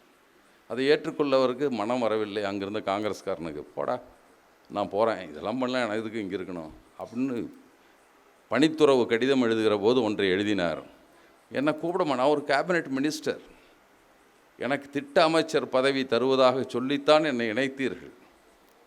அதுக்கு முந்தி வைஸ்ராய் கவுன்சிலில் திட்டத்துறை தொழில்துறைக்கு தான் அமைச்சராக இருந்தார். அவர் வைஸ்ராய் கவுன்சில் மெம்பராக இருந்தபோது அவர் தான் 8 மணி நேர வேலை, பெண்களுக்கு மகப்பேறு விடுப்பு எல்லாவற்றையும் கொண்டு வந்தார் அம்பேத்கர் தான். பாப்பாத்தி உட்பட மகப்பேறு விடுப்புன்னா அம்பேத்கர் போட்ட சட்டத்தில் தான் வாங்கிட்டு இருக்கிறாங்க. இவங்களாம் ஒன்றும் போராடிலாம் பெறல. அம்பேத்கர் அப்போது 40களிலே செய்து விட்டார், 43லே செஞ்சிட்டார். ஆனால் இதில் வந்து எழுதி வச்சு சொன்னார், நீங்கள் வந்து முதல்ல அது என்னை கூப்பிட்றதில்லை, இப்படி முக்கியமான இடத்துல இருக்கிறேன்னா கேபினெட் கூட்டத்தில் வெளிவிவகார கமிட்டி கூட்டத்துக்கு அழைப்பதில்லை, திட்டங்கள் ஆய்வு கூட்டத்துக்கு என்னை அழைப்பதில்லை. சுயமரியாதை காரணமாக ஒரு காரணம். ரெண்டாவது காரணம், பிற்படுத்தப்பட்டோருக்கு பட்டியலெடுப்பதற்கு ஒரு ஆணையம் எடுத்து அவர்களுக்கான இடஒதுக்கீட்டு உரிமை வழங்கப்பட வேண்டும் என்று அரசியல் சட்டம் எழுதி 1.5 ஆண்டுகள் கடந்து விட்டது. இதுவரை இந்த அரசு எந்த முயற்சியும் எடுக்கவில்லை. இது ரெண்டாவது காரணமாக சொன்னார். 4 காரணத்தில் ரெண்டாவது காரணம், பிற்படுத்தப்பட்ட மக்களுக்கு இடஒதுக்கீடு ஏன் கொடுக்கல, ஏன் கமிஷன் வைக்கல கேட்டுத்தான் போனார். அவரை தாழ்த்தப்பட்ட ஒரு தலைவர்ன்ட்டான். பிற்படுத்தப்பட்டவர்களுக்கு இடஒதுக்கீடு அன்றைக்கி ரிசைன்மெண்ட்லாம் கிடையாது. அப்புறம் தான் காக்கா கமிஷன் வந்தது, மண்டல் கமிஷன் வந்தது, இடஒதுக்கீடு வந்தது மத்திய அரசு பணிகளில். இல்லை என்றால் கிடைத்திருக்காது, நமக்கு வாய்ப்பு இருந்திருக்காது. எனவே அப்படிப்பட்ட பல சேவைகள் நமக்கு செய்திருக்கு சுயமரியாதை இயக்கம். இந்தி எதிர்ப்பு என்பது தமிழே படிக்கலரா. பெரியார் ஆரம்பித்த போது, இயக்கம் ஆரம்பித்த போது குடியரசில் எழுதுகிறார், 7% மக்கள் தான் எழுத படித்தவர்கள். 21 சென்சஸில் எழுதுகிறார். 1921 சென்சஸ் படி எழுத படிக்க தெரிஞ்சு 7 பேர் தான். பிறர் உதவி இல்லாமல் கையெழுத்து போட்டாலே எழுத படிக்க தெரிஞ்சவன், அதுலேயும் 7 பேர் தான். 3 பேர் பாப்பான் போயிட்டான். நம்மால் 4 பேர் தான். அதில் உயர் ஜாதின்னு போயிடுச்சு. நம்மால் தமிழே படிக்க முடியாது. ஆனால் பெரியார் ஆங்கிலத்தில் ஒரு பத்திரிகை தொடங்கினார் 28. நினச்சி பாருங்கள், எப்போ இன்றைக்கு 100 ஆண்டுகளுக்கு முன்னால் எழுத படிக்க தெரிஞ்ச எண்ணிக்கை குறைவாக இருந்த காலத்தில் ஆரம்பிக்கிறார். என்ன தைரியத்தில்னா, வெளி மாநிலத்துக்காரன் சுயமரியாதை இயக்கத்தின் கருத்துக்களை தெரிந்து கொள்ள வேண்டும், நம்மை ஆட்சி செய்தவர்கள் தெரிந்து கொள்ள வேண்டும். அதை ஆங்கில ரிவோல்ட் அதுக்கு பேரும். அதை என்றைக்கு தொடங்கினார்னா, ரஷ்ய புரட்சி நாளில் தொடங்கினார். 1928 நவம்பர் 7ஆம் நாள் பத்திரிகை தொடங்கி ரிவோல்ட்னு பேர் வச்சார். புரட்சி என்ற பெயரோடு தொடங்கினார். அப்போ ஒவ்வொன்றாக நம்ம மக்களையும் அறிவுறுத்த வேண்டும், வெளி மாநிலத்துக்காரர் இதை பின்பற்ற வேண்டும், ஆட்சியாளருக்கு நம் கருத்தை அறிய செய்ய வேண்டும், அதன் வழியாக மக்கள் உரிமை மீட்கப்பட வேண்டும். இதற்கு ஒன்றும் அவர் தேர்தலுக்கு போகலை, நாடாளுமன்றம் சட்டமன்றத்தில் போட்டியிடவில்லை, ஆனால் செய்து காட்டினார். அதுதான் சுயமரியாதை இயக்கத்தின் குறிக்கோளும், அதுதான் அதனுடைய வெற்றியும், அதுதான். சுயமரியாதை இயக்கம் என்பது எந்த கட்சியை பற்றியும் கவலைப்படாத இயக்கம். அது பின்னால் அதுக்கு திராவிடர் கழகம் என்று பெயரை வைத்தார். திராவிடர் இயக்கம் என்று சொல்லுகிறோம். பெரியார் சொன்னார், திராவிட இயக்கத்தின் ஆட்சி வந்துவிட்டால் போதும் என்று நான் நிறைவடைய மாட்டேன். இங்கு சுயமரியாதை நிலை வருகிற வரைக்கும் சுயமரியாதை இயக்கம் என்ன, திராவிட கழகம் இல்லாமல் போயிடும். திராவிடர்களே வந்துட்டால் ஒன்றதுக்கு திராவிடர்கள் ஒன்று சொல்லிட்டு போகலாம். ஆனால் கடைசி மூட நம்பிக்கைக்காரனும் ஜாதியவாதியும் இருக்கிற வரை சுயமரியாதை இயக்கம் இயங்கிக் கொண்டு தான் இருக்கும். அது எப்போவுமே இருக்கும். அந்த இயக்கத்தில் செயல்பட்டு கொண்டே இருக்கும். செயல்படுவதற்கான வாய்ப்புகளை செய்து கொடுத்தார். கஞ்சன் பெரியார் தான் மக்கள் நன்கொடை வாங்கின சொத்தை மட்டும் ட்ரஸ்ட் ஆக்கல, தன்னுடைய பரம்பரை சொத்துக்களையும் ட்ரஸ்ட்டில் சேர்த்தார். தன்னுடைய பரம்பரை சொத்துக்களும் கல்விக்கு, ஆதரவற்றோர் உரிமைக்கு, பாதுகாப்புக்கு அது செய்யப்பட வேண்டும், மக்களுக்கான அறிவூட்டலுக்கு பயன்படுத்த வேண்டும்னு தான் ஒரு அறக்கட்டளை உருவாக்கினார். அப்போ சிக்கலில் தான் மணியம்மை திருமணம். அப்போ தத்தெடுக்கும் உரிமை இல்லை, பெண்களை தத்தெடுக்க முடியாது, திருமணம் செய்தால் மட்டும்தான் வாரிசாக முடியும். எனவே செய்து அவரோடு இன்னும் 6 பேர் சேர்ந்து ஒரு அறக்கட்டளை நிறுவப்படும்னு எழுதினார். ஏதோ அவங்களுக்கே கொடுத்து. இப்போ ஒரு புது தற்கொலை தலைவர் ஒருத்தர் இருக்கார், அடுத்த முதல்வர் பார்த்துட்ருக்கார். அவர் சொன்னார், வாரிசு வேணும் கல்யாணம் பண்ணிட்டார். மடையா, உனக்கு இவ்வளோதான் அறிவு. அது எப்போவுமே கழுகு எங்கே இருந்தாலும் செத்த எலி தான் பார்க்கும். எவ்வளோ உயரத்தில் வேணால் பறக்கும், அதுக்கு செத்த எலி தான் கண்ணுக்கு தெரியும், வேறு எதுவும் தெரியாது. செத்த எலிகளை பார்க்குற பதவி கழுகுகள் அப்படி தான் பார்க்குறான். அவர் தான் சொத்தை மட்டும் இல்லையா, நீ கொடுத்த பணம் இல்லை, தன் சொந்த பணத்தையும் அதில் சேர்த்துட்டு போனார். அது மக்களுக்கு பயன்படுத்தினெல்லாம் ரமண ரிஷிகள் இருந்தார். பகவான் ரமண ரிஷி நான் சொல்லுவேன். வெங்கட்ராமன் இருந்தார். சட்டை கழட்ட பின்னால் ரமணன் ஆனார். வேட்டி அவுத்தார், ரமண ரிஷி ஆனார். கோமணத்தை அவுத்த பின்னால் பகவான் ரமண ரிஷின்ட்டான். அவ்வளோ பெரிய பகவான் அவர் சாகிறப்போ சொத்தை அவர் தம்பிக்கு எழுதி வச்சு சேர்த்தார். யார்? பகவான். முற்றும் துறந்த முனிவர் பகவான் தன் சொத்துக்களை பூரா தம்பிக்கு எழுதி வச்சுட்டு போனார். இவர் உலகம் வாழ்வதற்குத்தான், வாழ்க்கை வாழ்வதற்குத்தான், பணம் நமக்கான அடுத்த செயல் திட்டத்தை ஊக்குவிப்பதற்கு பணம் தேவைப்படுகிறதுன்னு சொல்கிற ஆள் தான் சொத்துக்கெல்லாம் மக்களுக்கு எழுதி வச்சுட்டு போகிறார். இதில் யார் துறவி? காவி போட்டு கொண்டவனா? நீட்டலும் மணித்தலும் வேண்டா உலகம் பழித்தது ஒழித்து விடுன். இவர் பழித்ததை ஒழித்து விடல, பாராட்டுவதை இணைத்து கொண்ட தலைவராக பெரியார் இருந்திருக்கிறார். சுயமரியாதை இயக்கம் இயங்கி இருக்கிறது. அந்த விழாவில் தான் சொல்லுகிறேன் தோழர்களே, நாம் அதில் வைத்த ஒரு போராட்டத்தினுடைய ஒன்றை சொல்லிவிட வேண்டும். இடஒதுக்கீடு போராட்டத்தில் இடஒதுக்கீடு போராட்டம், வகுப்புரிமை மாநாடு போராட்டம் மட்டும் நடக்கவில்லை. அதோடு சேர்த்து வடவர் சுரண்டல் எதிர்ப்பு மாநாடுகளை பெரியார் நடத்தினார். வடக்குத்தியான் கடையில் பொருள் வாங்காத, வடக்குத்தியான் ஹோட்டலில் போய் சாப்பிட ஆரிய பவன், இப்போ நம்மெல்லாம் பேர் வச்சுக்கிறான். இப்போ நாடாறு படையாச்சி கவுண்டர் கூட ஐயங்கார் பேக்கரி வைக்கிற மாதிரி திராவிடம்லாம் ஆரிய பவன் வச்சுக்கிறான். இப்போது அப்போ ஆரிய பவன் தான் அவன் தான் வச்சுக்கிட்டு இருந்தான். ஆரிய பவன் உணவு விடுதி வடக்குத்தியானது, சாப்பிடாத. கிஷன்ராம் செல்லாராம் துணிக்கடை வடக்குத்தியானது. அடையாளமாக 2 கடைகளுக்கு முன்னால் மறியல் போராட்டம் இல்லை, போய் நின்றுக்கிறது.